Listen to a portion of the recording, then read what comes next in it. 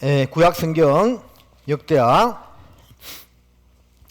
1장 1절에서 6절까지 말씀을 제가 읽어드리겠습니다. 다윗의 아들 솔로몬의 왕위가 견고하여 가며 그 하나님 여호와께서 저와 함께 하사 심히 창대케 하시니라. 솔로몬이 온 이스라엘의 천부장과 백부장과 재판관과 온 이스라엘의 각 방백과 족장들을 명하고 온 회중과 함께 기브온 산당으로 갔으니 하나님의 해막 곧 여호와의 종 모세가 광야에서 지은 것이 거기 있음이라. 다윗이 전에 예루살렘에서 하나님의 궤를 위하여 장막을 쳤었으므로 그 궤는 다윗이 이미 기럇 여아림에서부터 위하여 예비한 것으로 메어 올렸고 옛적에 훌의 손자 우리의 아들 브살렛에 지은 놋단은 여호와의 장막 앞에 있더라. 솔로몬이 회중으로 더불어 나아가서 여호와 앞 곧 해막 앞에 있는 놋단에 이르러 그 위에 1천 희생으로 번제를 드렸더라. 오늘은 우리 성경 아카데미 구약 역대하 시간으로 함께 배워보도록 하겠습니다. 사무엘 상하, 열왕기 상하, 역대 상하는 이스라엘의 역사를 다루고 있습니다. 그런데 지난번에 역대상 말씀할 때도 잠깐 말씀을 드렸지만 열왕기 상하하고 역대상하는 내용이 반복되는 것이 상당히 많죠. 그래서 열왕기 상하는 이제 솔로몬부터 이제 남유다의 멸망까지 쭉 북이스라엘의 19명의 왕들과 남유다의 20명의 왕들의 이야기를 쭉 다루고 있다고 했습니다.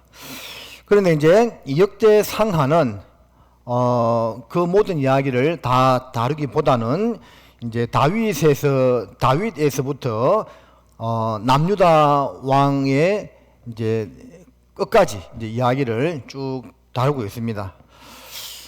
북이스라엘의 왕들에 대한 이야기는 이 역대 상하에서는 이해를 돕기 위해서 부분적으로 조금 나와 있지만 거의 다 생략되어 있고 다윗과 솔로몬 그리고 남유다의 20명의 왕들의 이야기만 쭉 언급을 하고 있는데 그 왕들의 이야기도 부정적인 이야기들은 빠지고 긍정적이고 좋은 이야기들만 주로 이제 기록을 하고 있습니다. 예를 들면 이제 역대하가 이제 솔로몬이 성전 건축을 이제 하는 것에서부터 끝까지 이제 쭉 기술하고 있는데 솔로몬이 이제 노년에 우상숭배를 했던 그런 이제 안 좋은 기록들은 빠져 있습니다. 그리고 다윗이 범죄한 내용들도 앞에 역대상에 이제 빠져가 있고 그래서 이것은 이제 에스라가 이제 역대상하를 기록했는데 바벨론 포로 생활을 마치고 돌아온 다음에 돌아온 남유다 백성들에게 하나님의 어떤 백성으로서 선민의식을 고취시키고 민족적인 자긍심, 자부심을 일깨우기 위해서 기록한 성경이기 때문에 이제 부정적인 이야기들은 빠지고 좋은 이야기들만 기록하고 있다 이렇게 보시면 되겠습니다. 역대 상하의 기록자는 에스라입니다. 자, 에스라를 알 수 있는 이유는 요거 이제 역대하가 36장까지 있죠. 36장으로 한번 가보시겠습니다. 자, 성경 아카데미는 할 때마다 말씀을 드리지만 성경 말씀을 좀 많이 찾을 수밖에 없습니다. 그래서 부지런히 찾아주시면 되겠습니다. 역대하 36장 22절입니다.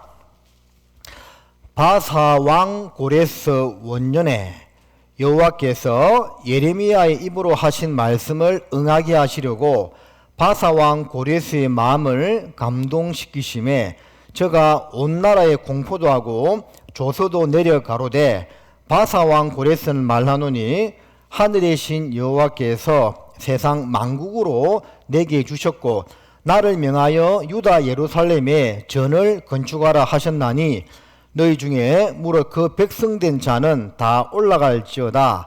너희 하나님 여호와께서 함께 하시기를 원하노라 하였더라. 그러니까 역대하의 마지막 부분은 남유다 왕국의 멸망인데 이제 70년 포로 생활을 마치고 페르시아의 고레스 왕이 다시 이제 유다 백성들로 하여금 그 고향으로 돌아가라는 그런 긍정적인 좋은 이야기로 끝을 맺고 있죠. 근데 이제 이것이 이제 에스라 1장에 있는 내용하고 같죠.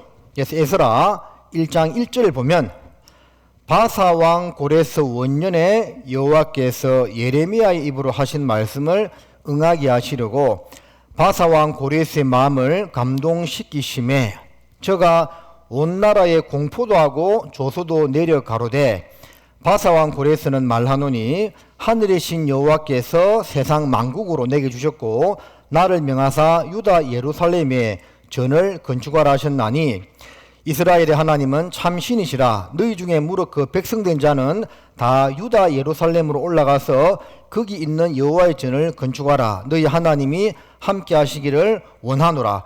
거의 똑같죠. 그래서 이제 이 똑같은 내용이 반복적으로 역대하 끝부분과 에스라 처음에 나와 있는 이것을 볼 때도 그렇고 또 내용의 어떤 유사성, 문체의 어떤 비슷한 점을 들어서 역대상하를 기록한 사람은 에스라서를 기록한 에스라라고, 학사 겸 제사장 에스라라고 그렇게 이제 다들 알고 있습니다. 열왕기 상하와 역대 상하는 반복되는 것이 많다고 했죠. 그래서 열왕기 상하는 왕들을 중심으로 한 역사를 쭉 기록한 책이라면 역대 상하는 성전을 중심으로 이제 기록한 어떤 제사장적인 관점, 에스라가 학사 겸 제사장이죠. 그래서 제사장의 관점에서 유다의 역사를 기록했다라고 이렇게 볼 수가 있겠습니다. 자, 모처럼 이렇게 또 성경 아카데미를 하니까 역사를 좀 한번 정리해 보도록 하겠습니다. 빨간색이네요.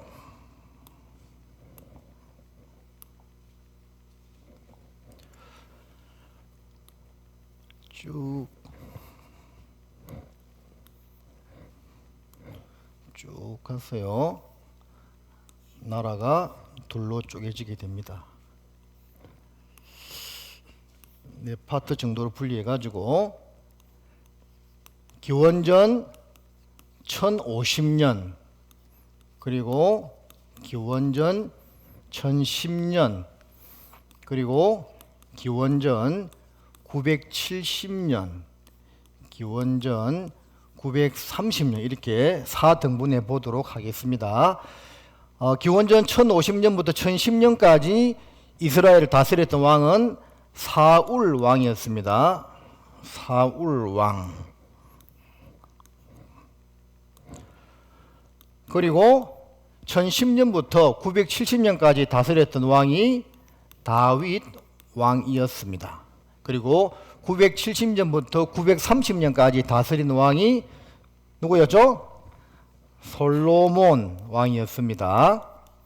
그래서 공통점은 다 40년씩 다스렸다는 것을 알 수가 있습니다. 그리고 이제 930년에 솔로몬의 우상 숭배로 말미암아 나라는 북이스라엘과 남유다로 쪼개지게 됩니다.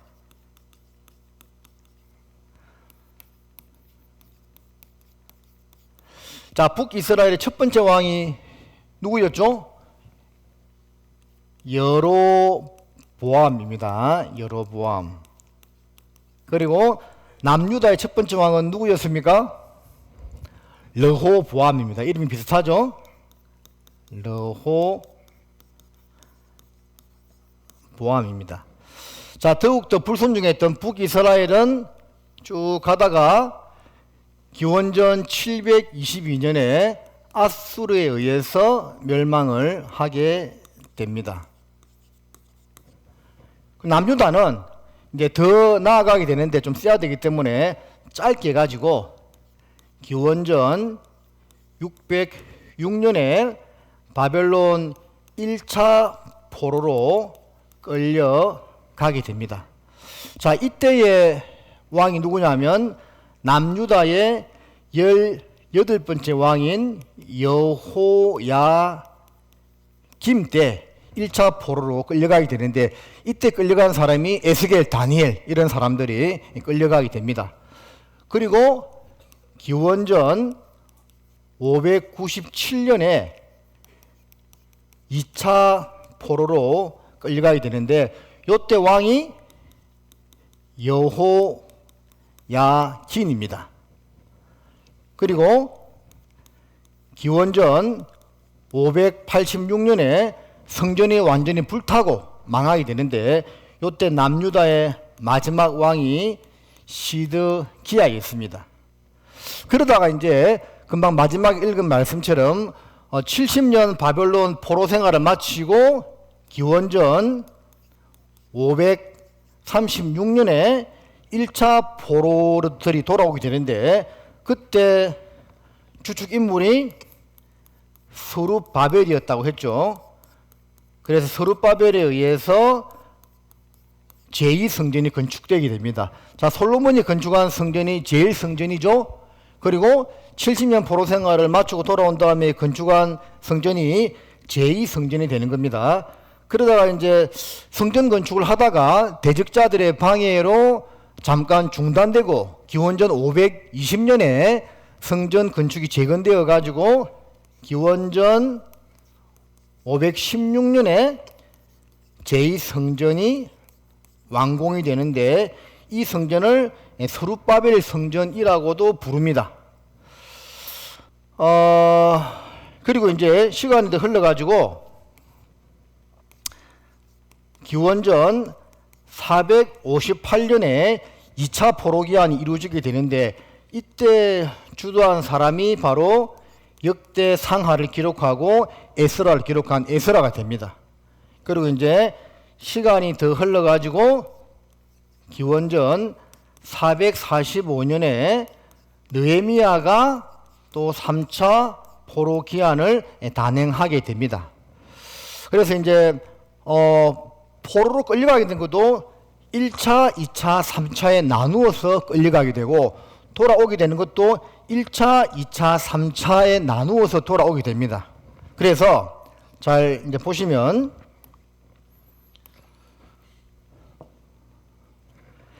1차 포로로 끌려갔던 기원전 606년부터 정확히 70년이 지난 536년에 이제 70년 포로 생활을 마치고 돌아오게 되는 것이고 또 예루살렘 성전은 기원전 586년에 파기가 되는데 586년에서 정확히 70년이 지난 기원전 516년에 성전이 완공되게 되는 거죠. 그래서 이게 우연의 일치 같지만 이렇게 역사가 쭉 진행되는 것에 하나님의 섭리가 있다고 이렇게 생각해 보시면 되겠습니다. 사무엘 상하는 요 사울 전에 이제 사무엘 때부터 다윗 때까지 이야기를 다루고 있죠. 그리고 열왕기 상하는 이 솔로몬 왕 때부터 유다의 멸망까지를 다루고 있습니다. 자, 역대상은 족보, 즉 아브라함 하나님까지 올라가는 그 족보가 나와 있고 그리고 다윗 때까지 이야기를 다루고 있고 오늘 이제 배울 역대하는 이 솔로몬부터 쭉 북이스라엘 역사는 거의 나오지 않고 남유다 역사가 쭉 이제 이렇게 연결되면서 이렇게 돌아왔던 70년 포로 생활을 마치고 돌아오는 요 선포가 있는 데까지 이야기를 쭉 기록하고 있는 성경이 역대하라고 보시면 되겠습니다. 자, 이 도표는 제가 그 구약 성경 아카데미를 하면서 몇 번 이제 썼던 것이기 때문에 잘 들으신 분들은 다 숙지가 되셨을 거라고 생각을 합니다.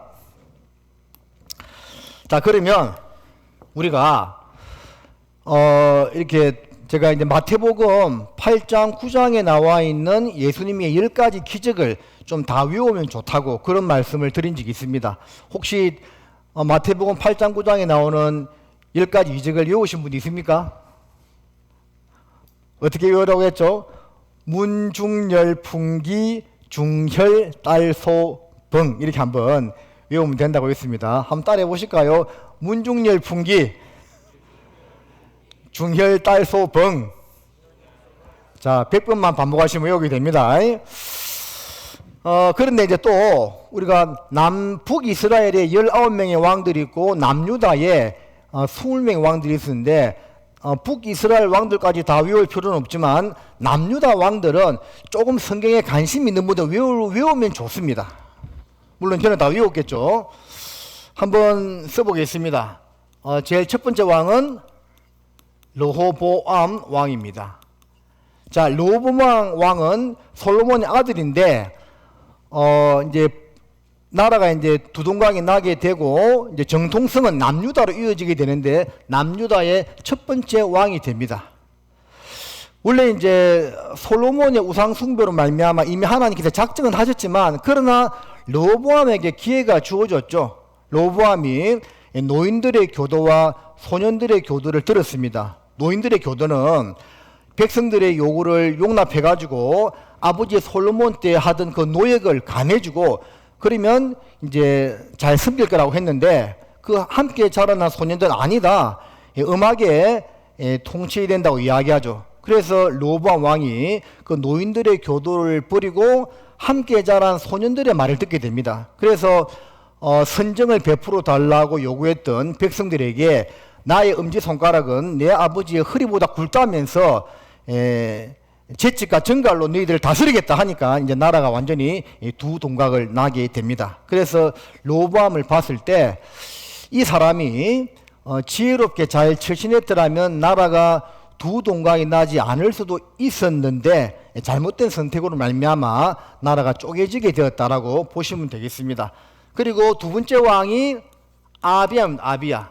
자, 아비야는 나름대로 하나님을 의지했던 왕입니다. 그래서 북이스라엘과 전쟁을 벌일 때 소금 언약에 대해서 이야기하죠. 하나님께서 유다의 등불을 다윗과 그 후손들에게 주겠다고 약속하지 않았느냐 하면서 소금 언약을 이제 이야기를 하게 됩니다.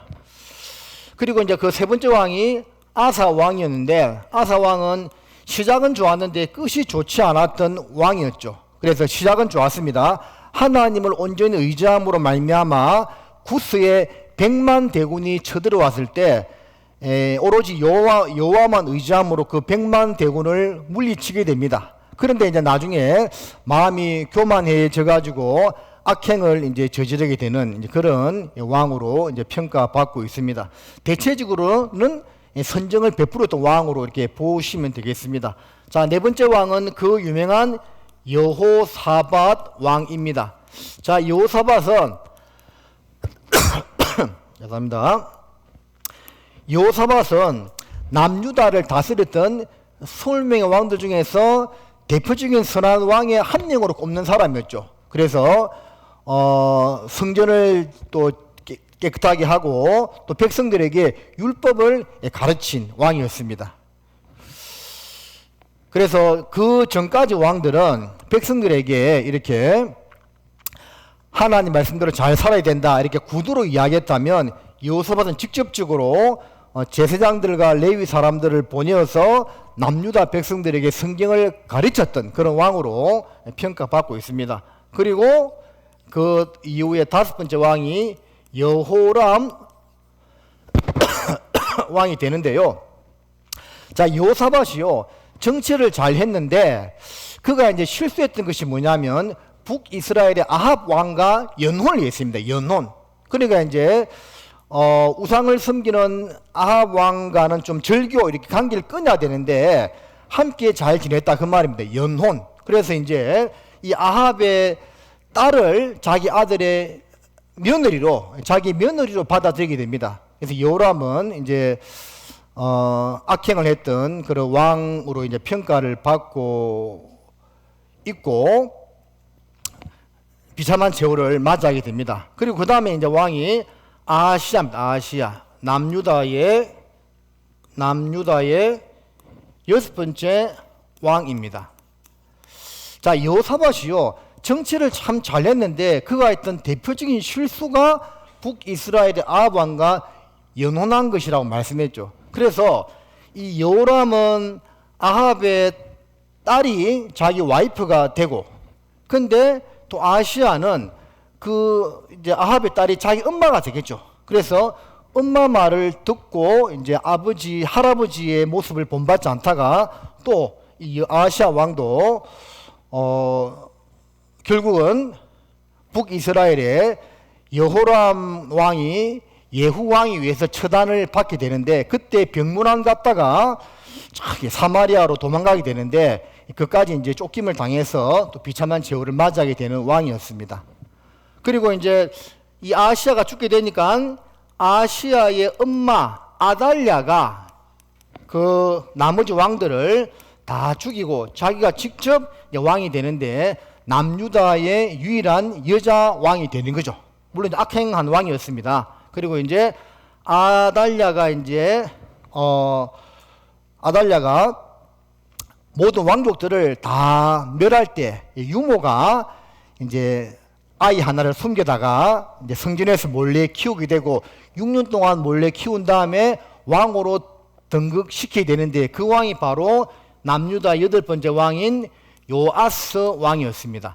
자, 요아스 왕은 제사장 여호야다가 살아있는 동안에는 정치를 잘했습니다. 그래서 어떤 사람의 영향을 받느냐가 참 중요한 것 같습니다. 요람 왕이나 아시아 왕은 아내의 영향을 받고 엄마의 영향을 받아가지고 우상을 섬겼던 악한 왕이었고, 그나마 이제 요아스 왕은 제사장 여호야다가 있는 동안에는 하나님을 잘 섬기고 정치를 잘 했는데, 그러나 이제 여호야다가 죽게 되었을 때 또 다른 사람의 말을 듣고 하나님을 버리고 우상을 섬기게 됩니다. 그래서 이제 여호야다의 아들 스가랴가 찾아와 가지고 그렇게 하면 안 된다고 책망했을 때 그 스가랴를 성전과 제단 사이에서 돌로 쳐서 죽이게 되는데, 그 일을 예수님도 다시 언급을 하게 되죠. 그래서 이제 신하들의 모반에 의해서 요아스 왕은 죽임을 당하게 됩니다. 그리고 이제 그 다음에 왕이 되었던 왕인 아마샤 왕인데요. 이 아마샤는 왕이 된 다음에 자기 아버지를 죽인 복수를 합니다. 복수를 하는데 율법에 따라서 그 죄를 아들에게까지는 물리지 말라고 하죠. 그래서 이제 자기 아버지를 죽였던 신하들은 복수를 해서 죽이는데, 그 신하들의 아들까지는, 집안까지는 멸하지 않습니다. 우리 조선시대 보면 역적들은 삼족을 멸했다고 되어 있잖아요. 근데 율법에서는 아비의 죄를 아들이 담당하지 않을 것이라고 되어 있죠. 그래서 그 당사자들만 이제 징계하고 그 아들들은 살려주게 됩니다. 그리고 이제 10번째 왕이 또 유명한 우시야 왕이었습니다. 우시야 왕의 어떤 특징을 들자면, 우시야 왕은 농사를 좋아하던 왕이었다 되어 있습니다. 그래서 왕들은 이렇게 농사에 관심이 없었을 텐데, 유일하게 우시야는 농사에 관심이 많았고 하나님의 기이한 도우심을 얻었던 그런 왕이라고 이렇게 평가를 받고 있고, 그런데 우시야도 하나님이 기이한 도우심을 받아서 강성해졌을 때 마음이 교만해져 가지고 제사장만 드릴 수 있는 분향단에 향을 피우려고 하다가 문둥이가 되어버리죠. 이제 그 왕입니다. 그리고 유다의 11번째 왕은 요담인데, 이 요담 왕은 착한 왕, 선정을 베풀었던 왕이었는데, 성경에서는 요담에 대해서는 많은 기록이 없습니다. 짧게 기록이 되어 있지만 하나님을 잘 섬겼던 왕으로 이렇게 기록이 되어 있습니다. 12번째 왕은 또 아하스인데, 이 왕도 우상을 섬기는 왕이었고, 13번째 왕은 그 유명한 히스기야 왕이 됩니다. 역시 성전 정결 작업을 하게 되고 또 유월절을 준수하게 되고, 아수르가 침략했을 때 성전에서 하나님 향해서 간절히 기도한 고로 한 천사가 나와서 하룻밤 사이에 아수르 대군 18만 5천 명을 죽였다고 이렇게 기록이 되어 있습니다. 하나님께서 이제 히스기야에게 죽을 거라고 했지만 살려달라고 애걸복걸 하게 됨으로써 그 수명이 15년간 연장을 하게 되는 일이 있습니다. 그때 아하스의 1년 나갔던 헤시기가 10도를 뒤로 물러가게 되었다는 그런 기록이 나와 있죠. 히스기야가 하나님이 자기 생명을 취하려고 했을 때 그대로 갔더라면 그 다음 14번째 왕 므낫세는 태어나지 않았을 겁니다. 그러나 이제 이 므낫세는 태어나게 되고 남유다와 북이스라엘을 통틀어서 전무후무한 가장 악한 왕이 됩니다. 그래서 이제 그 성경 기록을 보면 하나님이 남유다를 멸망시킬 수밖에 없는데 왜 그렇게밖에 할 수 없느냐 하면 므낫세의 악행 때문에 그렇게 할 수밖에 없다라고 기록을 하고 있습니다. 그러니까 이 므낫세는 북이스라엘의 19명의 왕들과 남유다의 20명의 왕들을 통틀어서 제일 많이 지었던 그런 왕이라고 기록이 되어 있습니다. 그런데 한 가지 특이한 것은 이 역대하에 보면 므낫세가 자기가 죄를 짓고 이제 포로로 끌려가게 되는데 거기서 철저하게 회개하고 하나님을 구함으로 비로소 여호와가 하나님인 줄 알게 되었다라고 되어 있거든요. 그 뒤로는 이제 돌아와서 하나님을 잘 숨기다가 이제 일생을 마무리하게 되는데, 그래서 어떤 성경학자들은 므낫세도 구원받고 천국에 갔을 것이다 라고 이렇게 평가를 하는 분들도 있습니다. 우리가 가보면 알겠죠. 그 다음에 이제 15번째 왕이 아몬이었는데 역시 아버지를 따라서 우상을 섬기는 그런 왕이었고 일찍 쫓겨나게 됩니다. 그리고 16번째 왕은 그 유명한 요시아 왕입니다.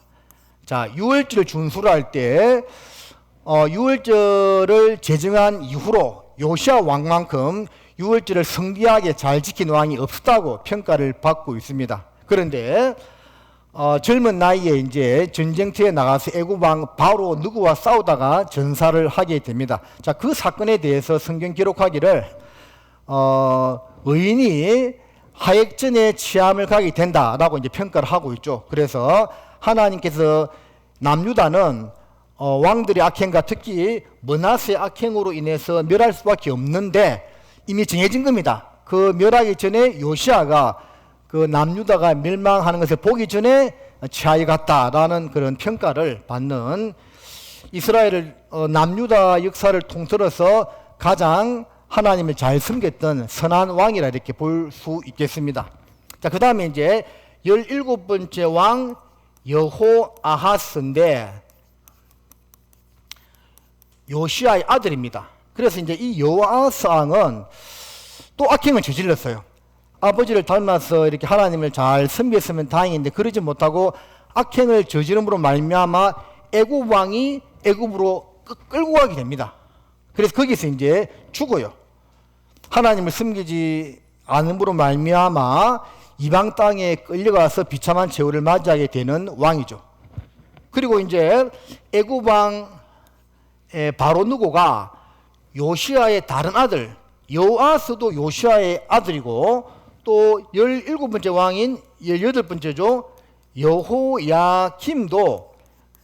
여호야김도 요시아의 아들입니다. 그래서 이제 애굽 왕이 여호야김을 꼭두가시 왕으로 이제 세우게 되는 거죠. 근데 그때 이제 어떤 일이 이제 일어나게 되냐면 그 당시까지만 해도 애굽이 강국이었는데 이제 신흥 제국 바벨론이 부상하면서 바벨론 느부갓네살 왕이 나타나가지고 애굽을 박살을 내버리죠. 그래서 이제 여호야김 왕은 이제 애굽이 아닌 바벨론 느부갓네살 왕의 이제 간섭을 받는 그런 이제 모양새가 되는 겁니다. 그러니까 이제 이 요시아 왕의 죽음 이후부터는 짧은 기간이지만 남유다는 이제 애굽과 바벨론의 식민지 상태로 들어가게 되었다라고 보시면 되는 겁니다. 근데 이제 이 여호야김도 우상을 섬기는 악한 왕이 되므로 하나님의 징계로 바벨론으로 끌려가서 거기서 이제 죽게 되고, 그리고 여호야김의 아들 여호야긴이 남유다의 19번째 왕이 됩니다. 자, 역시 이 사람도 하나님을 잘 섬기지 못함으로 말미암아 바벨론으로 끌려가게 되고, 그 바벨론의 느부갓네살 왕이 여호야긴의 아자비 삼촌이죠.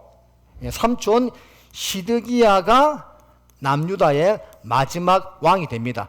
그도 결국 이제 하나님을 잘 섬기지 않고 바벨론을 배반함으로 말미암아 바벨론의 포로로 끌려가게 되는데, 바벨론 왕이 이 시드기야가 보는 앞에서 자기 자식들을 다 죽이게 됩니다.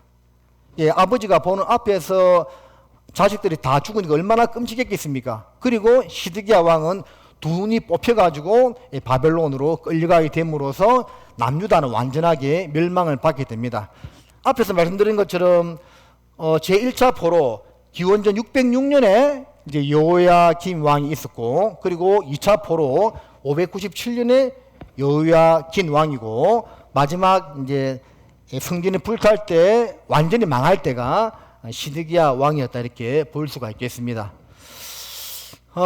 그래서 이제 남유다의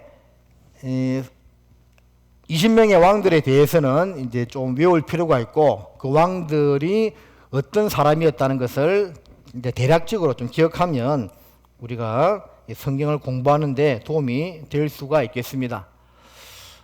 선정을 베풀었던 왕을 꼽아보라면 누가 있을까요? 여호사밧, 그리고 히스기야, 그리고 요아스, 3명 정도 꼽을 수가 있는데, 조금 더 이제 포함하자면 요담, 그리고 한때는 잘 섬겼던 왕들을 꼽으라면 또 아사, 그리고 요아스, 아마사, 우시야, 이런 사람들도 한때는 하나님을 잘 섬겼죠. 그리고 잘 섬기지 못했던 왕들은 아스, 머나세, 아몬, 나머지 왕들이라 이렇게 할 수가 있겠습니다. 물론 이제 로보암 왕과 아비야 왕은 나름대로 하나님을 잘 섬겼던 왕으로 어느 정도 평가를 받고요. 아시아는 말할 필요 없이 악한 왕이었고, 아달랴도 그랬습니다. 자, 그래서 이 20명의 왕들에 대해서 간단히 생각해 보았습니다. 자, 역대하로 다시 돌아가시겠습니다. 역대하 1장입니다.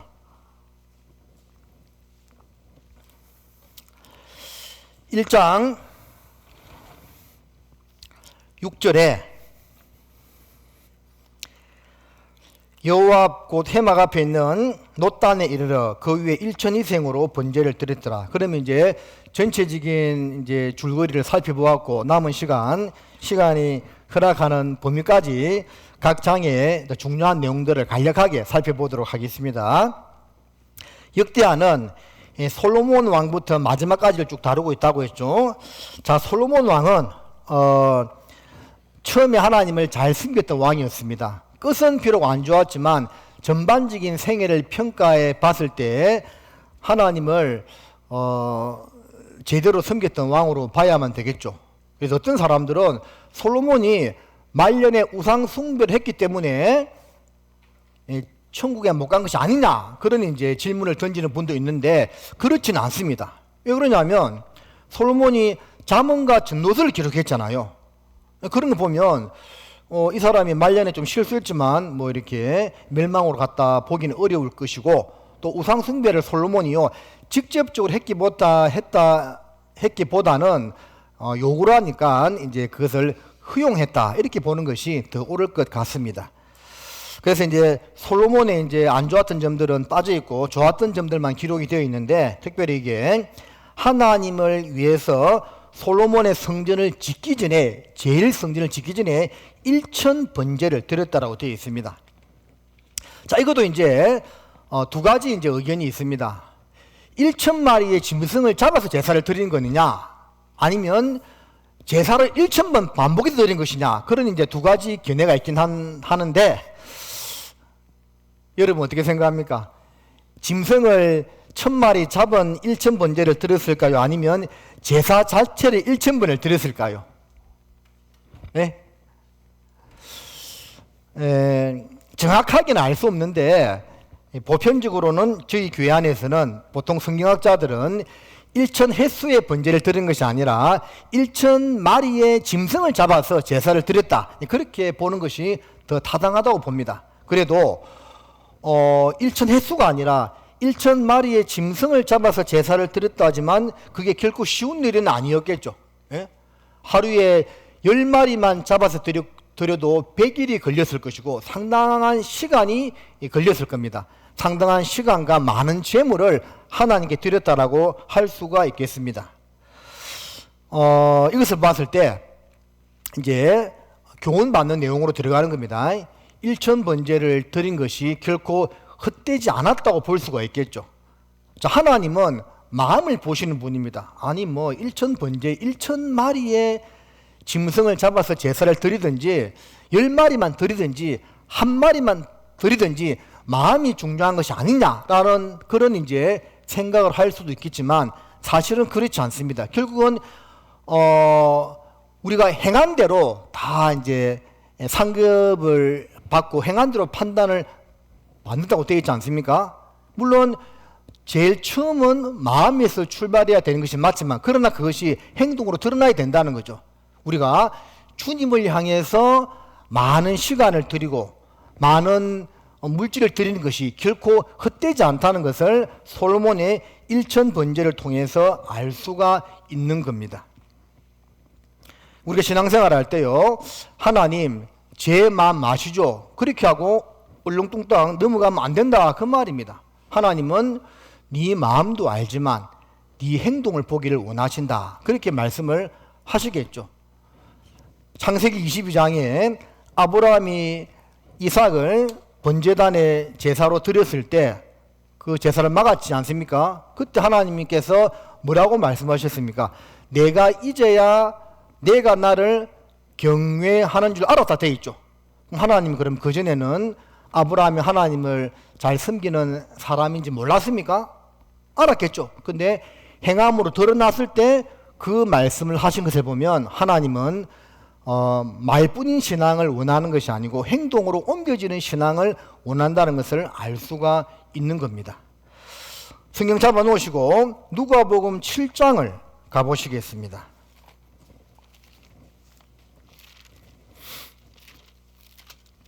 누가복음 7장 46절입니다.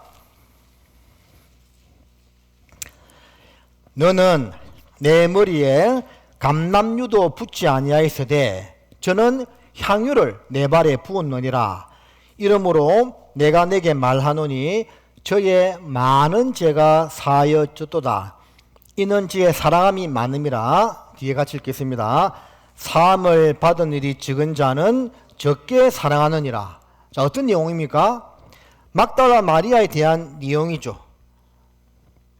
시몬은 바리새인 시몬은 예수님을 자기 집에 초청해 놓고도 발짓을 물도 주지 아니하였고 머리에 감람유도 붓지 아니하였다고 되어 있죠.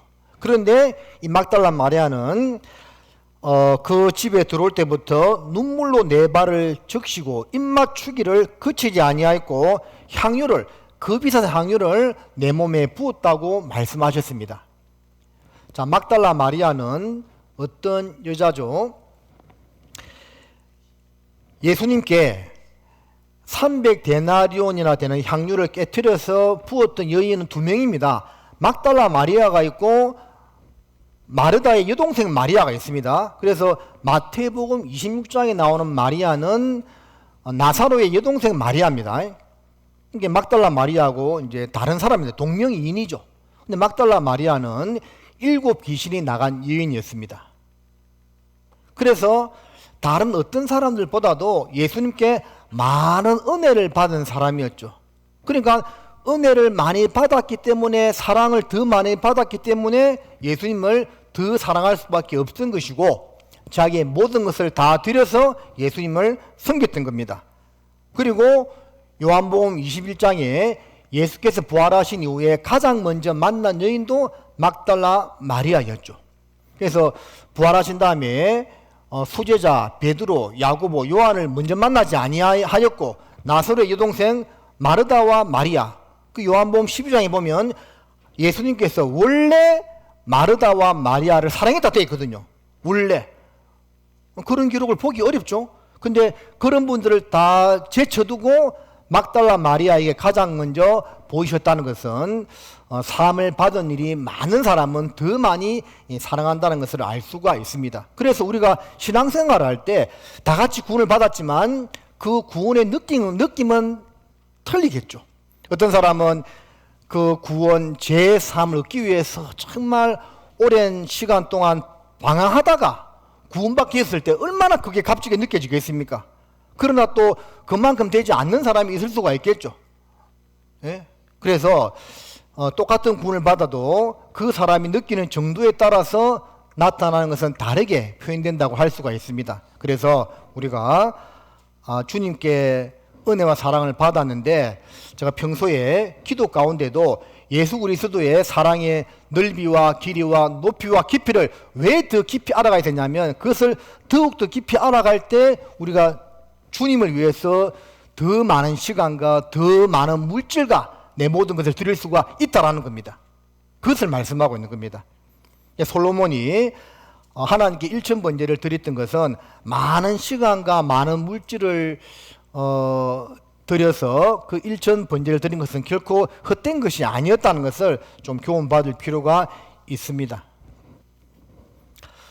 자, 다시 역대하 이제 1장으로 가보면, 그래서 이제 이 일천번제를 드린 다음에 하나님이 솔로몬에게 나타나서 네 소원이 무엇이냐라고 물었죠. 그래서 솔로몬이 구한 것은 무엇입니까? 어떤 이 세상 부귀영화, 원수 멸하는 것을 구한 것이 아니고 두 가지를 딱 구했습니다. 그게 뭘까요? 두 가지인데, 지혜와 지식. 야, 맞습니다. 1장 10절을 보면 1장 10절에 주는 이제 내게 뭘 달라고요? 지혜와 지식을 주사 이 백성 앞에서 출입하게 하옵소서. 이렇게 많은 주의 백성을 누가 능히 재판하리까? 라는 것처럼 하나님 앞에 구했던 두 가지는 지혜와 지식이었습니다. 그 구하는 기도가 하나님께 맞았기 때문에 하나님은 그의 구하지 않았던 부귀영화도 더불어 주시게 되는 겁니다. 그래서 우리가 이걸 봤을 때 우리의 기도가 하나님 앞에 합당한 기도가 된다면 하나님은 그 기도를 들으실 뿐만 아니라 우리가 구하지 않았던 다른 것들도 더불어서 주신다는 것을 한번 생각해 보면 좋으실 것 같습니다. 자, 1장은 이제 그거에 대해서 좀 생각해 보고, 자, 2장을 가보겠습니다. 2장 1절입니다. 솔로몬이 여호와의 이름을 위하여 전을 건축하고 자기 근영을 위하여 궁궐 건축하기를 뭐라 되어 있죠? 결심하니라. 자, 결심했다는 표현이 나오죠. 자, 아버지 다윗이 준비 다 해놨습니다. 자기는 짓기만 지으면 됩니다. 그런데 이것이요, 말처럼 쉬운 일이 아니었습니다. 솔로몬이 성전을 짓는데 몇 년이 걸렸다고 되어 있죠? 열왕기상에 보면 7년이 걸렸다고 되어 있고, 자기 궁궐을 짓는데 13년이 걸렸다고 되어 있습니다. 물론 이제 궁궐을 짓는데 더 많은 시간이 소요되긴 했지만, 그러나 이제 성전 먼저 지었죠. 먼저 짓고 나서 그 다음에 이제 궁궐을 지었습니다. 그러니까 이제 그것이 이제 결코 이 7년이란 긴 시간 동안 성전 건축을 한 것을 보면 이게 결코 이제 쉬운 일은 아니었다, 그 말입니다. 우리도 보세요.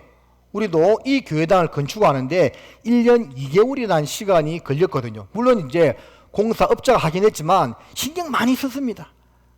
제가 뭐 직접 와가지고 뭐 벽돌 나르고 한 적은 거의 없지만, 청소만 좀 하고 이제 보기만 봤지만, 이 1년 2개월에 이 교회당 건축하는 것도 신경이 그렇게 많이 쓰이는데, 7년이란 긴 시간 동안 하나님의 성전, 우리는 이거는 성전은 아니잖아요. 교회당인데 그 당시에 진짜 성전이었죠. 그 하나님의 성전을 7년 동안 건축하는데 그냥 쉽게 되었을 거라고는 보지 않습니다. 그래서 솔로몬도 나름대로 이거에 대해서 마음에 결심을 할 수밖에 없었다, 그 말입니다.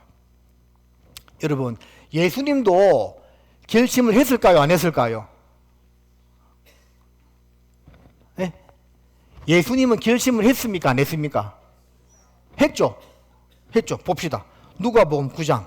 자, 성경을 빨리빨리 찾았으면 감사하겠습니다. 누가복음 9장 51절입니다.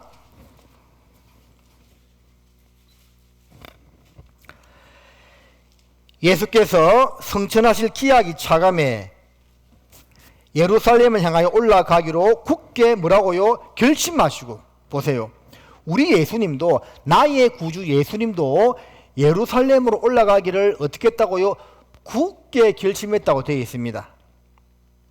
하나님이신 예수님조차도 그 예루살렘에 올라가서 십자가를 짊어지고 그 구속 사역을 완성하는 일이 결코 육신을 입고 오신 마당에 쉽지 않았다 그 말입니다. 우리 예수님조차도 굳게 결심하시고 예루살렘으로 올라갔고, 솔로몬도 7년간의 성전 건축을 위해서 굳게 마음의 결심을 하고 이 일을 진행했는데, 하물며 우리 같은 범인들, 죄를 지은 범인이 아니고요, 평범할 범죄에서 보통 사람이다 그 말입니다. 우리 같이 보통 신앙생활하는 사람들이 이 결심하지 않고 신앙생활을 하면 안 되겠죠. 그래서 우리도 결심해야 됩니다. 어떤 목표를 정확히 세워놓고 내가 한번 해보겠다고 한번 결심하는 그런 삶을 살아야 됩니다. 누가 그런 말 하대요. 성공하려면 미쳐야 되고 행복하려면 감사하면 된다고 하더라고요. 자, 세상 사람이 한 말인데 제가 들으면서 공감이 되었습니다. 아, 성공하려면 미쳐야 되는구나. 행복하려면 감사해야 되는구나. 우리는 두 개 다 해야 됩니다. 성공도 해야 되고 행복도 해야 되거든요. 그러니까 감사하면서 미쳐야 됩니다. 어디에? 주님께 미쳐야 됩니다.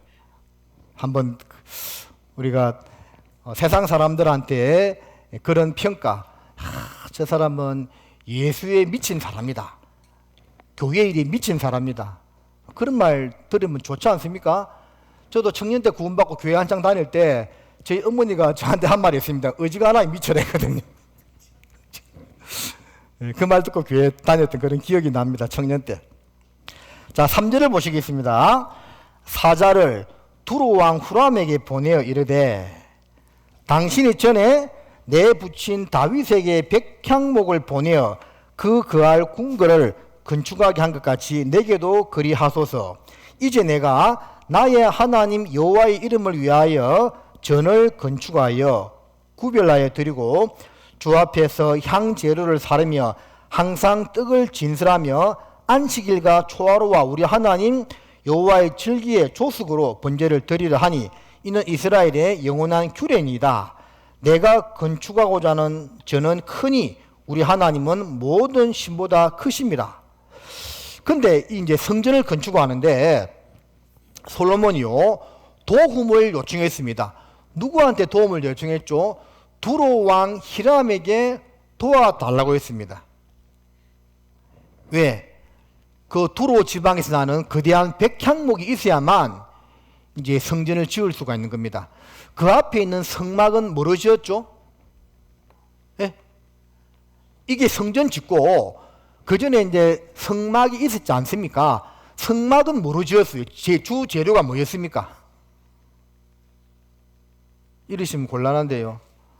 성막은 시띠 나무, 우리나라 말로 아카시아 나무라고도 하고 또 성경에 조각목이라고도 이야기합니다.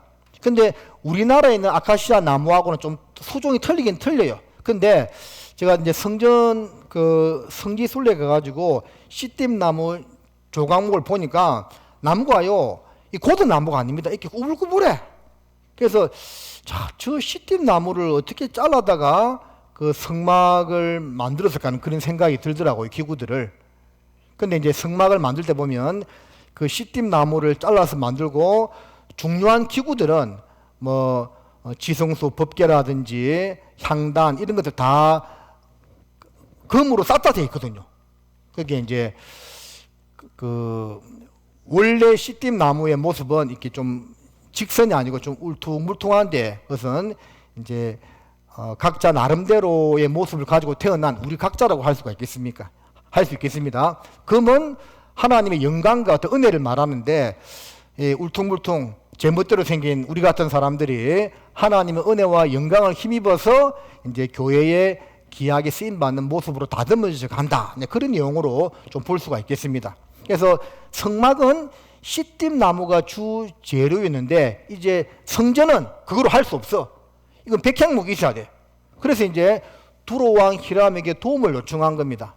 백향목을 좀 잘라서 보내달라 요청해서 그 요청을 받고 벌목할 사람들 뭐 3만 명, 7만 명, 감독자 또 3,300명 보내지 않습니까? 그래서 이제 뭐 1개월씩 번갈아 가면서 이제 나무도 실어 나르고 그 일을 하게 되는데, 이것은 우리에게 무엇을 알려주느냐 하면 이 당시로서는 솔로몬이 성전을 짓는 것이 하나님의 관점, 즉 제사장적 관점에서는 그 당시로서는 세상에서 하는 가장 위대한 일, 큰 일이다 볼 수가 있겠죠.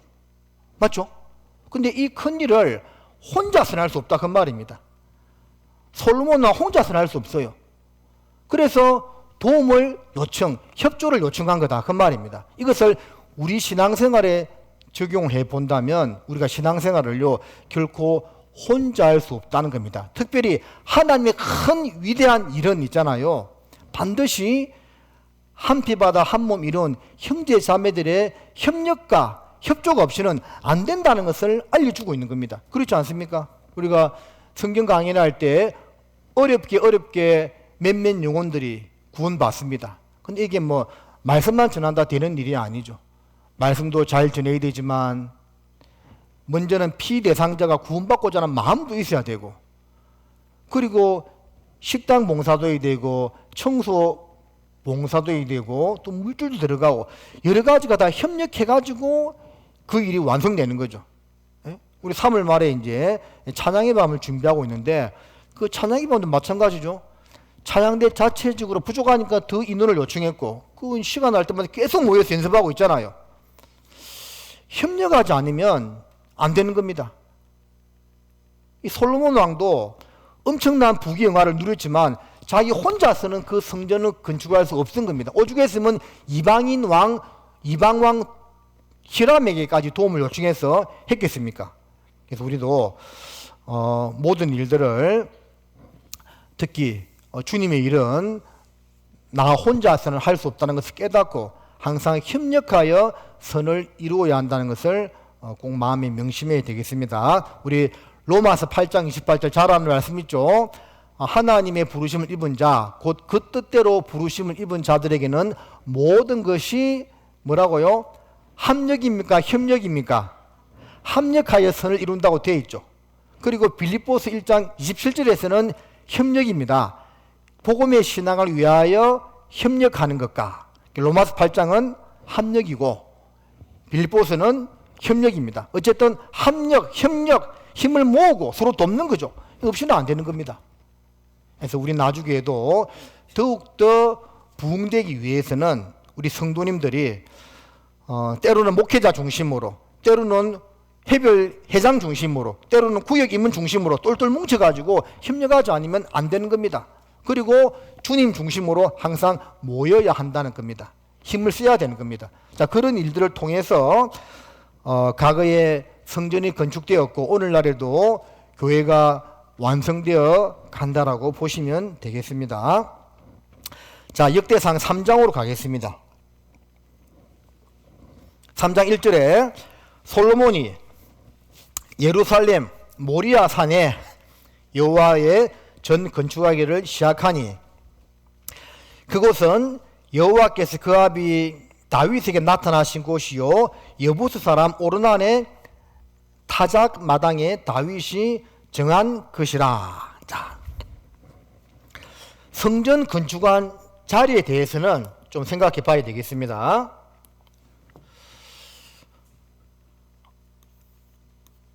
아리우나의 타작 마당 또는 오르난의 타작 마당이라고 되어 있죠.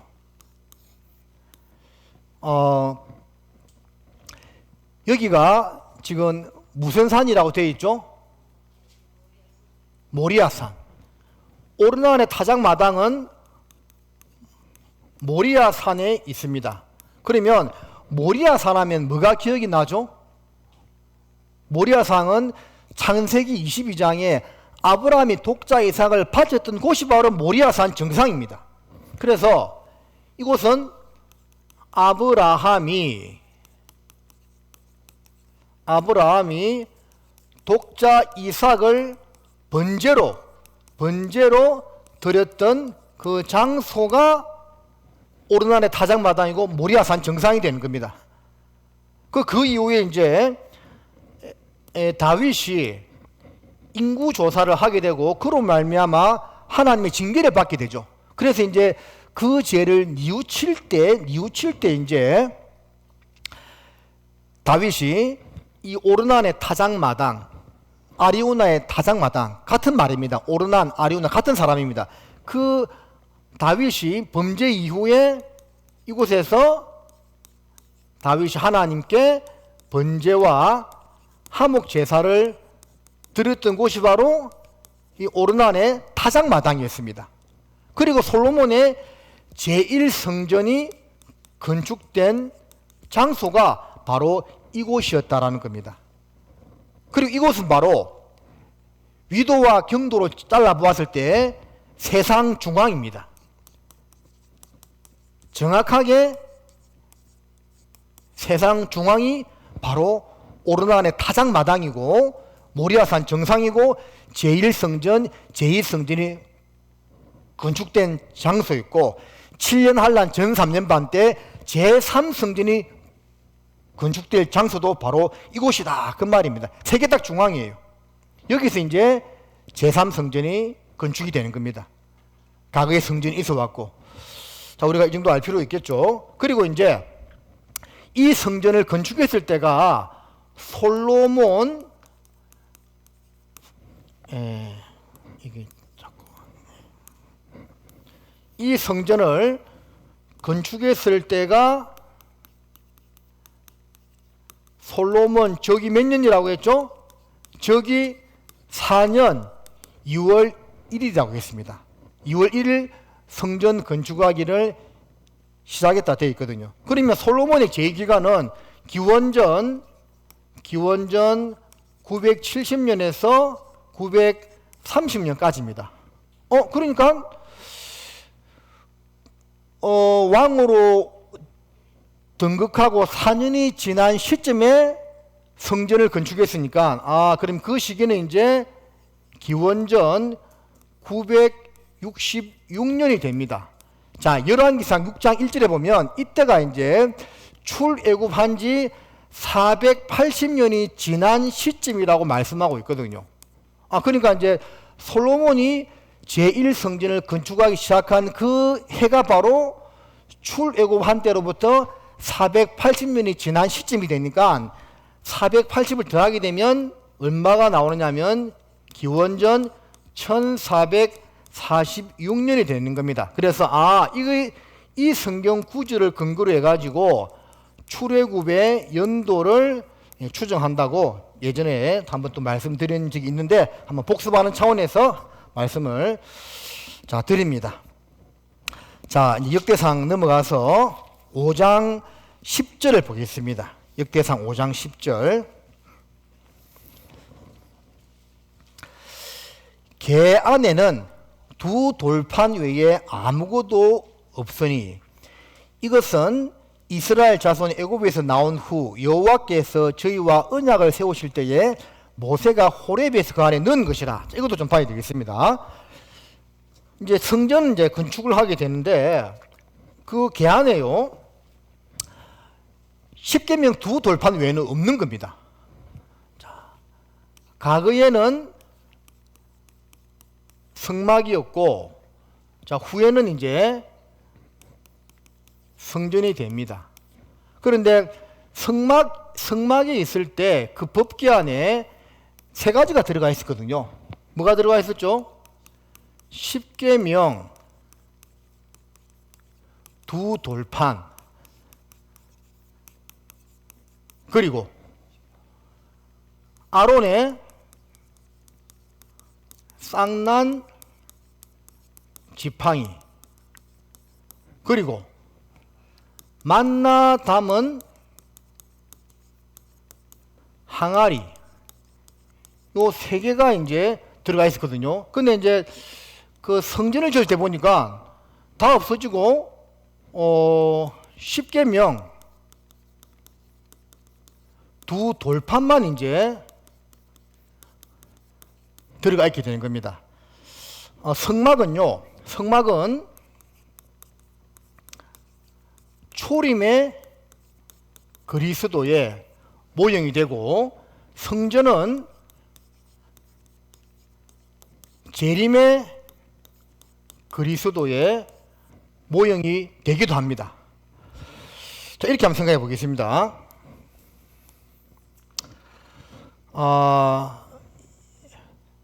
고린도전서 13장 보면 믿음, 소망, 사랑 이 세 가지는 항상 있을 것인데 그 중에 제일은 뭐라고 했죠? 사랑이라고 했죠. 그러면 죄송합니다. 그러면 만나다만 항아리는 이런 의미가 있습니다. 자, 신앙생활 가운데 초림의 그리스도 모형이라고 했죠. 우리가 예수님의 죽음과 부활을 통해서 구원을 받게 되었습니다. 우리가 신앙생활하는 모습이죠. 자, 재림의 그리스도, 완전해지는 겁니다. 자, 이 세상에서 신앙생활을 할 때는 만나 담은 항아리. 자, 만나는 무엇이었습니까? 이스라엘 백성들이 40년 동안 광야 생활하면서 먹었던 양식이죠. 하나님께서요, 양식을 한꺼번에 다 주지 않고 항상 하루치 분량, 몇 오멜이었다고 했죠? 2.2 오멜, 하루치 분량만 주었다고 되어 있습니다. 그리고 이제 안식일 전날은 이틀치 분량을 주었다고 되어 있죠. 그러니까 이 믿음이 없이는 이 만나를 먹는 생활을 하기 어려운 겁니다. 왜? 하나님이 내일 양식을 줄까 안 줄까 불안하잖아요. 그런데 그 40년 동안 한 번도 걸른 적이 없었습니다. 가나안 땅에 들어가서 그 땅의 소출을 먹은 그 다음날 만나가 거치다 되어 있거든요. 이것은 이제 믿음을 가리키는 겁니다. 우리가 하나님을 믿는 믿음이 없이는 신앙생활을 하기 어렵다는 것을 보여주는 겁니다. 자, 아론의 쌍난 지팡이, 하나님의 섭리가 누구를 통해서 어떤 지파를 통해서 나타나는 걸 보여준 것이었죠. 근데 그 안에 원래 뭘 두었죠? 원래는 제일 처음에 이제 각 지파당 이제 다 놓고 딱 뭘 두고 뭘 뒀는데 나타났잖아요. 뭘 두었습니까? 그냥 마른 지팡이를 두었거든요. 마른 지팡이를 두었는데 나머지 11지파의 지팡이는 그대로 마른 지팡이였는데 아론의 지팡이에만 생명현상, 싹이 났습니다. 그죠? 싹이 났죠? 우리가 마른 인생이었는데 예수님을 만남으로 말미암아 우리에게 천국 소망이 생겼다 그 말입니다. 마른 지팡이에서 싹난 지팡이가 되었다는 거죠.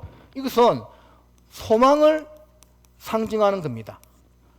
자, 십계명 두 돌판, 율법을 가리키긴 하지만 그러나 요한복음 1장 1절에 태초에 말씀이 계시니라, 이 말씀이 하나님과 함께 계셨으니 이 말씀은 곧 하나님이시라고 했죠. 또 요한복음 1장 14절에 보면 말씀이 육신이 됐다 했습니다. 그러면 말씀이 육신이 되었다는 말은 결국은 그 말씀이 예수님이라는 말씀이죠. 그래서 요한복음 1장 1절에 말씀이 곧 하나님이라는 것은 예수님이 하나님이라는 것을 가리키고 있는 겁니다. 결국 예수님은 말씀을 통해서 나타나게 되었고 그 말씀으로서 우리를 구원했죠. 요한일서 4장 9절 16절에 하나님은 사랑이라고 말씀하고 있습니다. 결국은 이 십계명 두 돌판은 율법만 뜻하는 것이 아니고 하나님의 우리 인간을 향한 사랑을 표현하고 있는 거죠. 그래서 이 법궤 안에 들었던 이 세 가지는 믿음, 소망, 사랑 이 세 가지를 가리킨다고 볼 수 있습니다. 그런데 이제 성전은 재림의 그리스도인데 결국은 남는 것은 십계명 두 돌판, 율법의 1.1핵이라도 없어지지 아니하고 영원히 남는다고 하셨고 결국 남는 것은 하나님의 사랑이라는 것을 우리에게 알려주는 그런 의미가 있다고 볼 수가 있는 겁니다. 그래서 이 성막을 만들 때 하나님께서 그 십계명 법궤 안에 세 가지를 이제 넣어 주셨는데 성전을 건축하고 확인해 보니까 없어지고 십계명 두 돌판만 남아 있었다라는 것은 하나님 말씀만 결국 영원하다는 것을 알려주는 것과 동시에 하나님의 사랑만이 결국 남게 된다는 것을 우리에게 교훈해 준다 이렇게 볼 수가 있겠습니다. 그리고 역대하 이제 7장을 좀 보시겠습니다. 7장 16절. 이는 내가 이미 이 전을 택하고 거룩하게 하여 내 이름으로 여기 영영 있게 하였습니다. 내 눈과 내 마음이 항상 여기 있으리라. 자, 하나님의 눈과 마음이 항상 어디 있다고요? 성전에 있다, 그 말입니다. 그리고 신명기 11장 12절에 보면 하나님의 눈이 항상 이스라엘 땅에 있다, 이스라엘 백성에게 있다고 되어 있고, 또 하나님께서 이제 항상 우리 마음이 있잖아요. 우리 교회에 있다, 또 성전에 있다, 그렇게 이제 표현하고 있죠. 그래서 이제 이 말씀은 이스라엘에게 하나님 마음이 있었고, 그리고 성막에 있었고, 그리고 이제 성전에 있었고, 오늘날에는 이 교회에 있다는 것을 우리에게 알려주는 그런 이제 모습이라고 볼 수가 있겠습니다. 솔로몬에 대해서 여기까지 이제 보고 좀 넘어가서 이제 10장부터는 솔로몬 이후에 유다의 이제 20명의 왕들에 대한 기록이 나와 있는데요. 간략하게 몇 가지만 보겠습니다. 10장 6절에 보면 로보암이 대답하되 3일 후에 다시 내게로 오라 하매 백성이 가니라. 로보암 왕이 거붙인 솔로몬의 성전에 그 앞에 모셨던 노인들과 의논하여 가로되 너희는 어떻게 교도하여 이 백성에게 대답하게 하겠느뇨? 대답하여 가로되 왕이 만일 이 백성을 후대하여 기쁘게 하고 선한 말을 하시면 저희가 영영이 왕의 종이 되리다 하나 왕이 노인의 교도하는 것을 버리고 그 앞에 모셔 있는 자기와 함께 자라난 소년들과 의논하여 가로되 너희는 어떻게 교도하여야 이 백성에게 대답하겠느뇨? 백성이 내게 말하기를 왕의 부친이 우리에게 메운 멍에를 가볍게 하라 하였느니라. 함께 자라난 소년들이 왕께 구하여 가로되 이 백성들이 왕께 구하기를 왕의 부친이 우리의 멍에를 무겁게 하였으나 왕은 우리를 위하여 가볍게 하라 하였은즉 왕은 대답하시기를 나의 새끼 손가락이 내 부친의 허리보다 굵으니 내 부친이 너희로 무거운 멍에를 매게 하였으나 이제 나는 너희의 멍에를 더욱 무겁게 할지라. 내 부친은 채찍으로 너희를 징치하였으나 나는 정갈로 하리라 하소서. 잘못된 이제 선택을 하게 되는 거죠. 노인들의 교도를 들었더라면 어쩌면 나라가 두동강 나지 않았을지도 모릅니다. 그러나 그 노인들의 교도를 버리고 함께 자라난 소년들의 잘못된 충고를 들음으로 말미암아 결국 나라는 두 쪽이 되고 마는 거죠. 자, 이 모습 보면 우리도 신앙생활하면서 선택이 얼마나 중요하다는 것을 알 수가 있습니다. 제가 그런 말씀도 가끔씩 드렸습니다. 지금 나의 모습은 무엇이냐? 내가 지금까지 어떤 선택을 하고 살아왔느냐의 결과론적으로 지금 내가 있는 겁니다. 그렇죠? 어떤 의미에서 구원도 선택입니다. 너희는 오늘 너희 섬길 자를 택하라. 너희가 살기 위하여 생명을 택하고라는 말씀처럼 하나님이 우리를 구원시켜 주었지만 어떤 면에서 우리가 선택한 거라요. 그죠? 선택한 겁니다. 그래서 구원을 받고 교회 안에 들어오게 되었고 그 이후에도 신앙생활을 하는 가운데 크고 작은 선택을 하게 됩니다. 그 선택의 결과로 오늘 지금 내가 존재하게 되는 것이고 또 앞으로도 내가 어떤 선택을 하느냐의 결과로 내 미래의 모습도 결정되게 되는 겁니다. 이 선택이라는 것은 너무나 중요한 거예요. 우리가 잘못된 선택을 하지 않기 위해서는 시편 25편 12절에 있는 말씀처럼 하나님 여호와를 경외하는 자가 누구뇨? 그에게 택할 길을 보이신다는 말씀처럼 하나님을 경외하는 삶을 살 때 우리의 선택이요 잘못되지 않는다는 것을 교훈받을 수가 있습니다. 자, 뒤로 좀 넘어가서요. 역대하 11장 16절을 보시겠습니다. 역대하 11장 16절입니다. 이스라엘 모든 지파 중에 마음을 오로지 하여 이스라엘 하나님 여호와를 구하는 자들이 레위 사람을 따라 예루살렘에 이르러 그 열조의 하나님 여호와께 제사하고자 한지라. 그러므로 3년 동안 유다 나라를 도와 솔로몬의 아들 르호보암을 강성하게 하였으니 이는 무리가 3년을 다윗과 솔로몬의 길로 행하였음이더라. 자, 어떤 내용이냐면 나라가 둘로 쪼개졌는데 북이스라엘의 여로보암 왕이 이제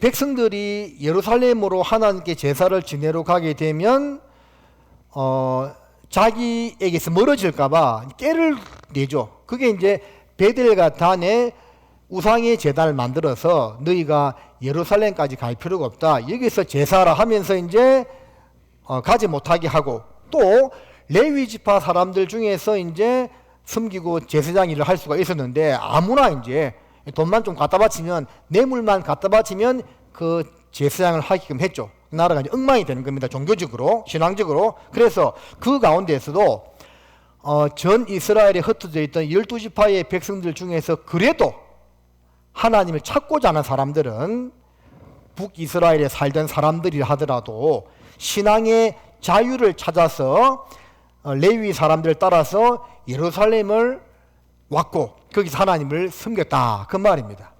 자, 이런 것을 보면 하나님을 구약 당시에도 우상을 섬기는 그 가운데서도 하나님을 정말 찾고 구하는 사람은 자기 살던 지파의 땅을 버리고, 결국은 남유다는 유다 지파와 베냐민 지파 두 개 지파만 이제 남유다를 이루게 되고 나머지 10지파는 북이스라엘이 되거든요.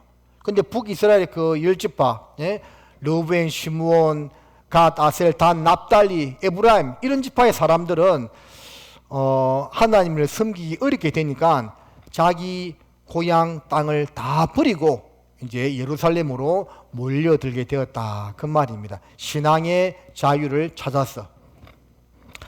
유럽에서 이제 복음이 활발히 전해지는데 교회를 이제 핍박하니까 신앙의 자유를 찾아서, 수는 기억이 안 나는데요, 대략 한 130명의 사람들이 플리머스호를 타고 대서양을 건너서 미국으로 가게 되죠. 자, 그 사람들을 필그림이라고 부르죠. 청교도들. 그리고 그 사람들에 의해서 미국의 국가 기초가 세워진다고 볼 수가 있습니다. 자, 우리도 이제 오늘날 이런 뭐 대대적인 핍박, 물리적인 핍박은 없지만 그러나 세상 유혹이 많죠. 유혹이 많은데 그 가운데서 그 유혹을 쫓아서 가는 사람들도 있고, 또 그것을 멀리하고 또 교회로 오는 사람들도 있고, 이렇게 항상 나누어지게 되는 것 같습니다. 우리는 항상 그것을 보면서 우리 마음이 하나님에게서 멀어지지 않도록 교회로 또 주님으로 중심으로 이렇게 모여야 되겠다는 것을 좀 생각할 수가 있습니다. 자, 역대하 이제 13장을 보시겠습니다. 아비야가 이제 왕이 됩니다. 여로보암 왕 제18년에 아비야가 유다 왕이 되고, 4절에 아비야가 에브라임 산중 스마라임 산 위에 서서 가로되 여로보암과 이스라엘 무리들아 다 들으라. 이스라엘 하나님 여호와께서 소금 언약으로 이스라엘 나라를 영원히 다윗과 그 자손에게 주신 것을 너희가 알 것이 아니냐면서 여기서 이제 소금 언약이라는 단어가 등장하게 됩니다. 자, 이때 이제 북이스라엘과 전쟁을 벌이게 되는데 남유다는 40만의 군사가 모아졌고 북이스라엘은 80만의 군사가 모아졌습니다. 그런데 아비야가 이제 이때는 하나님 정말 의지하게 됩니다. 하나님께서 원래 그 등불을, 역사를 이 다윗과 그 자손들에게 주겠다고 하지 않았느냐, 그것이 변치 않은 소금 언약이라고 말씀하고 있습니다. 그래서 이제 하나님 의지하고 전쟁을 하게 되는데, 뒤 한 장 넘겨서 13절을 보시면 여로보암이 유다의 뒤를 둘러 복병하였으므로 그 앞에는 이스라엘 사람이 있고 그 뒤에는 복병이 있는지라. 유다 사람이 돌이켜보고 자기 앞뒤에 적병을 인하여 여호와께 부르짖고 제사장은 나팔을 부니라. 유다 사람이 소리 지르매 유다 사람의 소리 지를 때에 하나님이 여로보암과 온 이스라엘을 아비야와 유다 앞에서 쳐서 패하게 하시니 이스라엘 자손이 유다 앞에서 도망하는지라. 하나님이 그 손에 붙이신 고로 아비야와 그 백성이 크게 도륙하니 이스라엘의 택한 병정이 죽임을 입고 엎드리진 자가 50만이었더라. 우리 시대에 전쟁이 나가지고 50만 명이 죽어도 엄청난 거죠. 나주 인구의 거의 5배가 죽는 겁니다. 이 한 전쟁으로 무려 북이스라엘의 80만 명 가운데서 50만 명이 이제 멸절되는 겁니다. 근데 왜 이렇게 되었다고요? 그 18절이 답입니다. 같이 한번 읽어볼까요? 그때에 이스라엘 자손이 항복하고 유다 자손이 이겼으니 이는 저희가 그 일조의 하나님 여호와를 의지하였음이라. 자, 그 일조의 하나님 여호와를 의지한 결과 무려 2배나 되는 전력을 가진 북이스라엘을 격퇴하게 되었다라는 겁니다. 남유다 역사에서 이런 일들이 많습니다. 하나님을 의지함으로 큰 전쟁에서 작은 불리한 조건에서 싸운 적이 많습니다. 사무엘상 17장 47절에 다윗이 한 그 유명한 말이 있죠. 전쟁은 여호와께 속한 것이니. 전쟁은 여호와께 속했다 그 말입니다. 누가 더 하나님을 더 많이 의지하느냐에 따라서 전쟁의 승패는 결정나게 되어 있습니다. 오늘날 우리가 하나님을 더 많이 의지한다는 것은 무엇이겠습니까? 더 많이 기도해야만 됩니다. 마귀가 가장 두려워하는 것은 우리 봉사를 두려워하는 것이 아닙니다. 우리 교회 와가지고요 열심히 청소하고 밥하고 마귀가 그런 걸 별로 두려워하지 않습니다. 마귀가 뭘 제일 두려워하는 줄 아세요? 성도들이요 간절하게 하나님께 기도하는 것을 가장 두려워합니다. 진짜예요.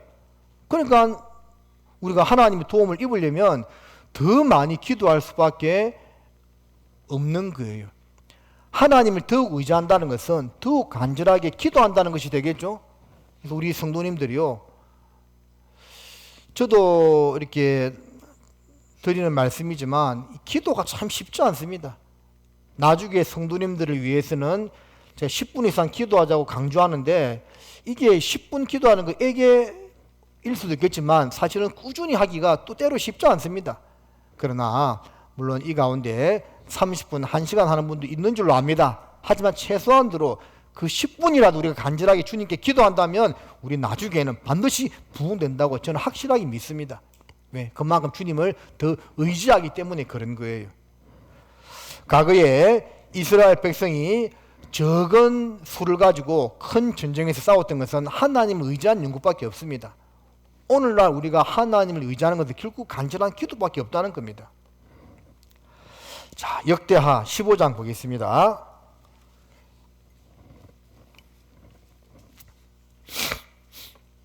(15장 7절입니다) 자, 중요한 말씀이기 때문에 15장 7절은 같이 읽겠습니다. 강하게 하라, 손이 약하지 않게 하라, 너희 행위에는 상급이 있음이라.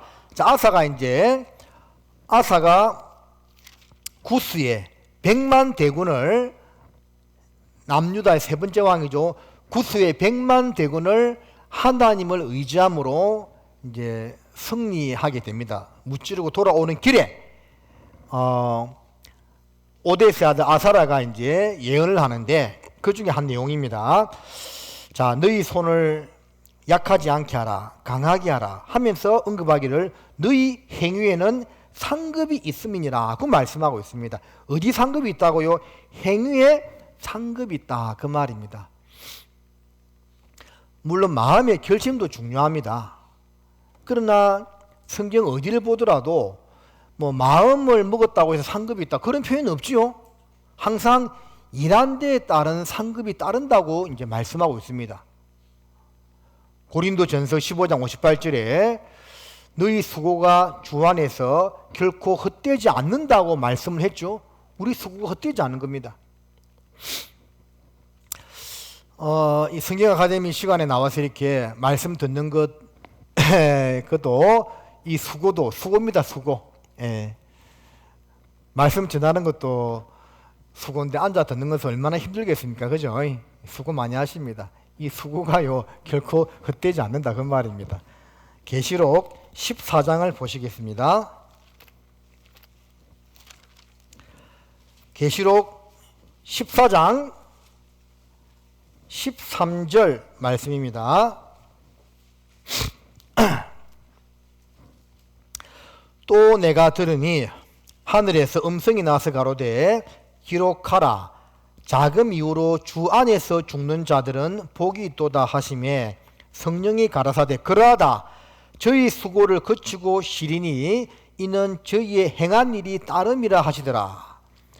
자, 우리가 하늘에서 있잖아요. 이제 상급 받는데 하늘에 음성이 들리기를 성령이 가라사대 저희 수고를 거치고 시리니, 천국에 가서는 그 수고를 거치고 쉰다고 되어 있죠. 그러면 이 땅에서는 뭔가 수고를 해야 쉬는 것이 있을 거잖아요. 그죠? 예?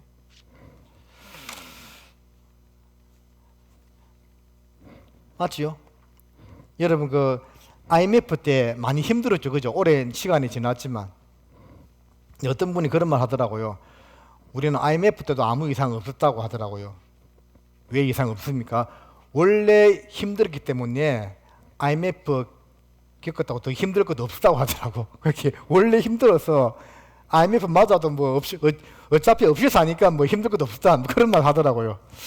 웃었던 일이 있는데 뭔가 수고를 해야만 거기서 수고를 거치고 지난번에 이제 천국 백성의 삶의 자세에서 배웠던 것처럼 눈물도 닦아주고 그런 게 있는데 수고한 것이 없으면 뭐 쉴 것도 없겠죠. 우리가 수고를 해야 됩니다. 수고. 끝에 뭐라 되어 있습니까? 저희의 행한 일이 따름이라 되어 있죠. 뭔가 해야 됩니다. 뭔가 해야 돼요. 역대하 15장 다시 돌아가십니다. 그래서 너희 행한 일에 수고가 따른다 하는 것을 마음에 꼭 좀 기억을 했으면 좋겠습니다. 자, 역대하 14장부터는 이제 아사가 유다 왕이 되어서 종교 개혁한 이제 그런 내용들이 쭉 나오고 그 가운데 이제 그 찾았던 그 말씀이 있습니다. 역대하 16장을 보시겠습니다. 역대하 16장. 그 15장 19절에 보면 이때부터 아사 왕 35년까지 다시 전쟁이 없으니라. 아사가 이제 하나님을 잘 섬겨가지고 왕이 되고 35년까지는 태평성대를 이루었다. 그런 내용이겠죠. 평안했다 그 말입니다. 그런데 이제 36년째 들어서면서 이제 문제가 생깁니다. 이스라엘 왕 바하사가 이제 공격하러 들어오는데 그때 아니 그 앞에 구스에 100만 대군이 쳐들어왔을 때도 하나님만 의지함으로 물리쳤는데 그 100만 대군의 반의 반도 안 되는 군사를 가지고 북이스라엘의 바하사가 쳐들어왔는데 그거 이제 도움을 이제 베나닷 왕에게 요청을 한 겁니다. 그래서 그 일로 인해서 이제 책망을 받게 되죠. 역대하 16장 7절을 보면 때에 선견자 하나니가 유다 왕 아사에게 나와서 이르되 왕이 아람 왕을 의지하고 왕의 하나님 여호와를 의지하지 아니한 고로 아람 왕의 군대가 왕의 손에서 벗어났나이다. 구스 사람과 룹 사람의 군대가 크지 아니하며 말과 병거가 심히 많지 아니하더이까. 그러나 왕이 여호와를 의지한 고로 여호와께서 왕의 손에 붙이셨나이다. 그러죠. 훨씬 많은 군대가 쳐들어왔을 때도 하나님 여호와를 의지함으로 말미암아 승리했는데 왜 그보다 훨씬 작은 군대가 왔을 때 굳이 아람의 벤 하닷 왕에게 도움을 요청했냐 그 말입니다. 잘못됐다는 거죠. 그래서 이제 이 9절의 유명한 말씀이 이때 나오게 된 겁니다. 역대하 16장 9절은 유명한 말씀이고 중요한 말씀이죠. 같이 읽겠습니다. 여호와의 눈은 온 땅을 두루감 자라사 전심으로 자기에게 향하는 자를 위하여 능력을 베푸시나니 이 일은 왕이 망령되이 행하였은즉 이후부터는 왕에게 전쟁이 있으리다며. 그래서 이 아사 왕이 정치를 잘했고 또 하나님을 잘 섬겼고 백성들을 잘 인도했는데 이 끝이 이게 안 좋게 되는 겁니다. 참 사람이요, 시작도 좋고 끝이 좋으면 참 좋은데 이게 쉽지 않은 것 같아요. 남유다의 어떤 왕들이 보면 시작은 좋은데 끝이 안 좋았죠. 아사 왕도 그렇고 여호사밧 왕도 선한 왕이지만 끝이 좀 안 좋았거든요. 끝까지 잘한다는 것이 결코 쉽지 않다는 것을 우리에게 좀 보여주고 있는 것 같아요. 자, 11절에 아사의 시종 행적은 유다와 이스라엘 열왕기에 기록되니라.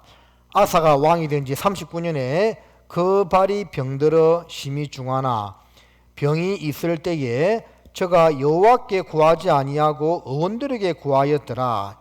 마지막에도 이제 병이 들었을 때 하나님께 구해야 되는데 하나님께 구하지 아니하고 여호와께 구했다고 되어 있죠. 이게 잘못이라고 기록되어 있는 겁니다. 물론 이제 의사들도 필요하지만 근본적으로 병을 고치고 주고 하시는 분은 하나님이라고 되어 있지 않습니까? 하나님께 구하지 아니하였다는 겁니다. 그리고 그의 일생은 그렇게 해서 마무리가 되는 겁니다. 17장부터는 이제 유다의 네 번째 왕 여호사밧이 나오게 되는데 17장 1절을 보면 아사의 아들 여호사밧이 대신하여 왕이 되어 스스로 강하게 하여 이스라엘을 방비하되. 자, 3절 말씀은 우리 같이 한번 읽어볼까요? 여호와께서 여호사밧과 함께 하셨으니 이는 저가 그 조상 다윗의 처음길로 행하여 바알들에게 구하지 아니하고.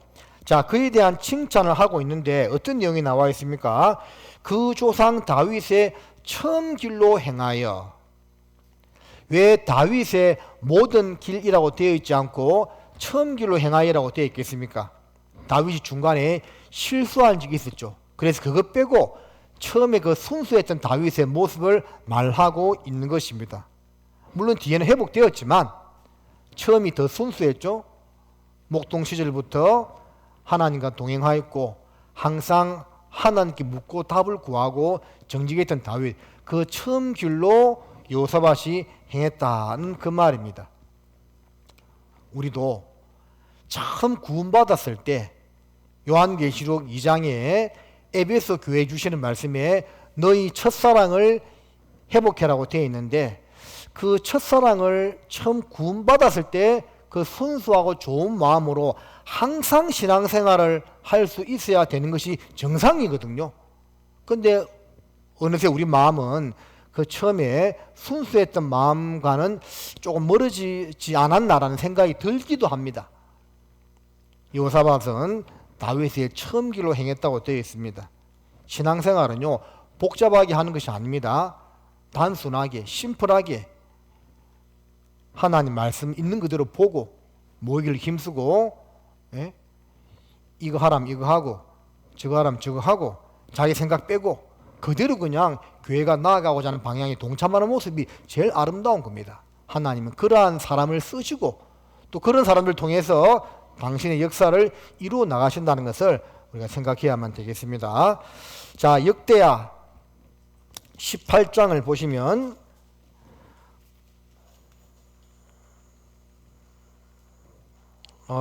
이게 이제 1절에 여호사밧이 부귀와 영광이 극하였고 아합으로 더불어 연혼하였더라.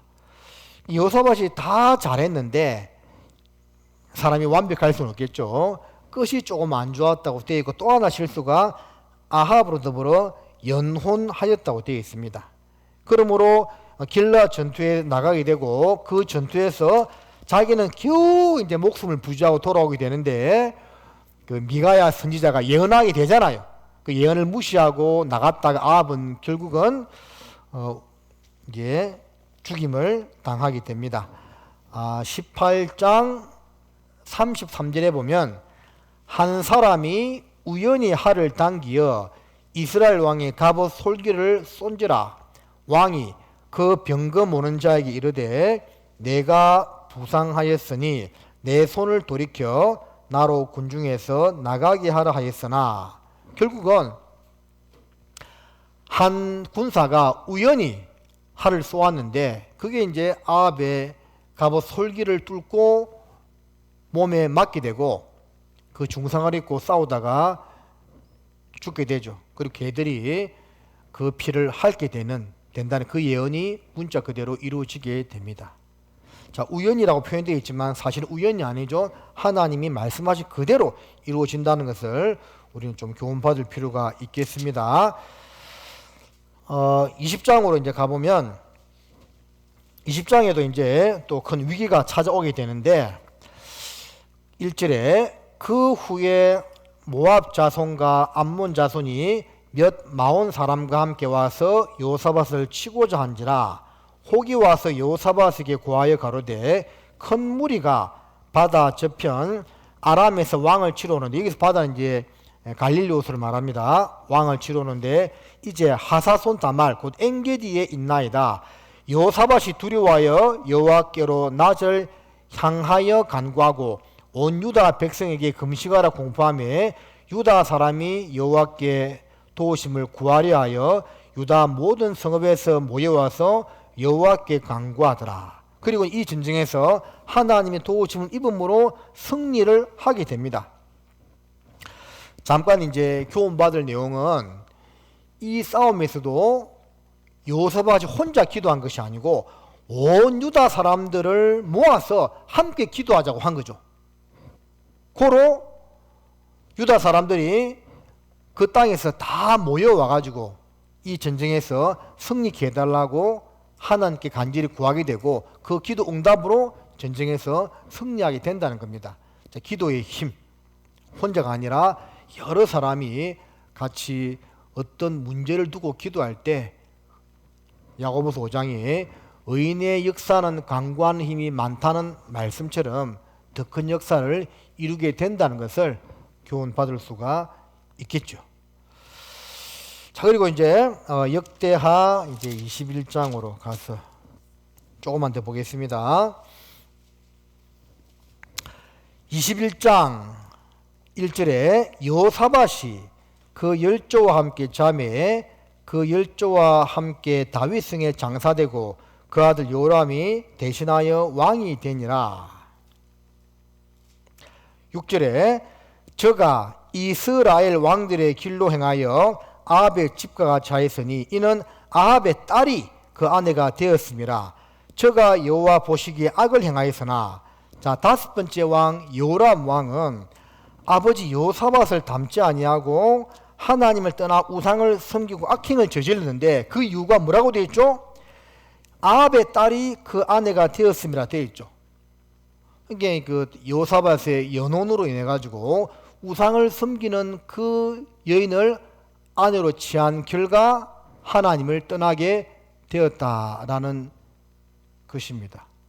자, 이 내용을 봤을 때 남자를 기준으로 볼 때요, 그 사람의 인생에 많은 영향력을 끼치는 사람이 부모보다도 아내라는 것을 알 수가 있는 거죠. 아버지는 좀 훌륭한 왕이었잖아요. 그럼 그 아버지를 닮아야 되는데 아내에게 흔들린 거죠. 그래서 남자를 기준으로 했을 때 어떤 아내를 만나느냐에 따라서 그 인생이 크게 이제 이렇게 좀 좌지우지된다 볼 수도 있겠습니다. 자, 그렇지만 이제 실제로 보면 여호와께서 다윗의 집을 멸하기를 절개하지 아니하셨으면 이전에 다윗으로 더불어 언약을 세우시고 또 다윗과 그 자손에게 항상 등불을 주겠다고 허하셨습니다. 자, 그러나 이제 하나님께서 유다를 멸하지 않은 이유는 다윗과 세운 언약을 생각해서 항상 등불을 주겠다. 비록 범죄했지만 그 조상 다윗을 생각해서 명맥을 이어가게 해주시겠다고 말씀하신 것은 하나님의 사랑이 계속 끝없이 이어진다는 것을 우리에게 보여주는 그런 내용입니다. 한 장 넘겨가지고 요람이 우상을 섬기고 결국에는 그 창자가 이제 터져 나와가지고 이제 죽음을 이제 당하게 되는데 20절에 보면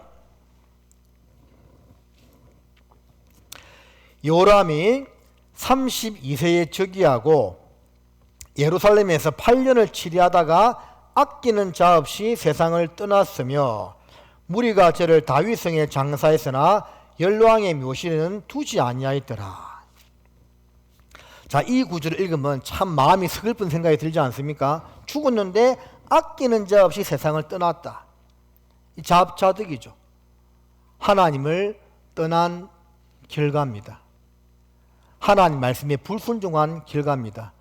거듭거듭 선지자의 말을 경고를 무시한 결과였죠. 그래서 이것을 이제 우리 신앙생활에 한번 적용해 본다면 우리는 우리 시대에 이제 주님을 만날 가능성이 상당히 높습니다. 거의 뭐 99%가 보면 되는데 혹시 그냥 우리가 있잖아요. 다 7, 80년 인생을 다 살다가 주님 품으로 갔다 생각해 보겠습니다. 그러면 남아있는 이제 후대 식구들이 어떤 평가를 하면 좋겠습니까? 참 그 형제님, 그 자매님, 그 어르신, 그 집사님 이 세상에 있을 때 교회를 위해서 항상 수고하고 기도하고 힘쓰던 분이었다. 자, 그런 이제 평가를 받으면서 그 죽음을 안타까워한다면 얼마나 좋겠습니까? 그러죠? 근데 말은 안 하지만 아유, 잘 가셨네 뭐 이러는 거 참 슬프겠죠, 그죠? 자, 우리 역대하 32장을 한번 보겠습니다. 역대하 32장. 역대하 32장 33절입니다. 히스기야가 그 열조와 함께 잠에 온 유다와 예루살렘 거민이 저를 다윗 자손의 묘실 중 높은 곳에 장사하여 저의 죽음에 존경함을 표하였더라. 그 아들 므낫세가 대신하여 왕이 되니라. 자, 히스기야가 죽었을 때는 모든 백성이요 그의 죽음에 존경, 경의를 표했다 되어 있죠. 얼마나 아름다운 모습입니까? 남유다의 왕들의 모습은 어떤 면에서는요 구원받은 신앙인들의 어떤 그림자라 볼 수가 있거든요. 어떤 사람들은 이 여호람처럼 살다가 아끼는 자 없이 세상을 떠날 수도 있는 것이고, 어떤 사람은 정말 히스기야처럼 그의 죽음에 존경을 표하고 안타까워하는 그런 모습으로 세상을 마감할 수도 있겠죠. 사도행전 9장에 도르가가 죽었습니다. 그때 많은 성도들이 베드로를 불러와가지고 도르가가 살아 생전에 지었던 그 옷들 막 내어 보이면서 얼마나 도르가의 죽음을 슬퍼했습니까? 그래서 도로 살아났잖아요. 도르가가 살아났잖아요. 그런 일도 있는 것처럼 이 성도들의 죽음도 식구들이 안타까워하고 정말 그리고 존경하는 그런 죽음이 될 수가 있고, 또 반대 모습도 될 수도 있을 수도 있는 겁니다. 그래서 잘 살아야 됩니다. 잘 살아야 돼요. 신앙생활 잘 해야 된다 그 말입니다. 자, 역대하 22장으로 가보겠습니다. 22장. 자, 유다의 이제 6번째 왕 아하시야인데 3절에 보면 아하시야도 아합의 길로 행하였으니 이는 그 모친이 깨어 악을 행하게 하였습니다. 자, 요람은 자기 아내의 영향을 받았지요. 아하시야는 누구 영향을 받았다고요? 엄마 영향 받았어. 성경 보니까 뭐 아버지 영향을 받아서 됐다 그런 표현은 없는 것 같아 보니까. 엄마와 아내의 영향을 많이 받는 것 같아. 어머니의 신앙의 영향을요 자녀들이 많이 받는 것 같습니다. 디모데가 외조모 로이스와 어머니 유닉에 아버지 이야기 안 하죠? 물론 아버지도 신앙생활 잘 해야 되지만 이제 성경에 기록된 말씀을 근거로 할 때는 그 어머니의 영향을 많이 받고 또 형제는 자매의 영향을 많이 받는 것 같아요. 그러니까 자매님들이 정말 신앙이 올바라야 형제도 세울 수가 있는 것이고 어머니도 신앙생활을 잘해야만 자녀들에게 좋은 영향을 끼칠 수가 있다는 것을 알 수가 있는 겁니다. 실패한 대표적인 사람이 요람과 아시아잖아요. 그죠? 그리고 이제 그 아시아가 이제 또 주제넘게 북이스라엘의 여호람 왕 아버지하고 동명이인입니다. 그 병문안 갔다가 이제 예후한테 쫓겨다니다가 사마리아까지 도망가서 거기서 비참하게 죽잖아요. 끝이 항상 안 좋아. 그럴 수밖에 없죠. 그리고 이제 그 아달랴가 이제 여왕이 되어서 이제 왕족들 다 멸하고 그런 일이 있게 되고 거기서 이제 요아스가 이제 성전에 6년간 숨어 있다가 나중에 이제 왕이 됩니다. 자, 역대하 이제 26장으로 잠깐 가보겠습니다. 역대하 26장 이제 우시아 왕에 대해서 보면 10절 역대하 26장 10절에 보면 10절 끝에 농부와 포도원을 다스린 자를 두었으니 농사를 좋아함이었더라. 자, 농사를 좋아했던 왕이었다고 되어 있고 또 15절 끝에 보면 그 이름이 원방에 퍼짐은 기이한 도우심을 얻어 강성하여 짐이더라. 자, 기이한 도우심을 얻었다 되어 있습니다. 문제는 16절에 저가 강성하여 짐에 그 마음이 교만하여 악을 행하여 그 하나님 여호와께 범죄하되 곧 여호와의 전에 들어가서 향단에 분향하려 한지라. 이 강성해지고 평안하면 더 하나님을 잘 섬겨야 되는데 꼭 그러지 않아요. 강성해지고 좋아지면 이상하게 또 잘못된 길로 가. 그래서 하나님께서 우리가 잘못된 길로 갈까봐 어떤 부귀영화를 허락하지 않는다는 생각이 들기도 합니다. 자, 호세아 13장을 잠깐 보십니다. 다니엘 호세아죠. 호세아 13장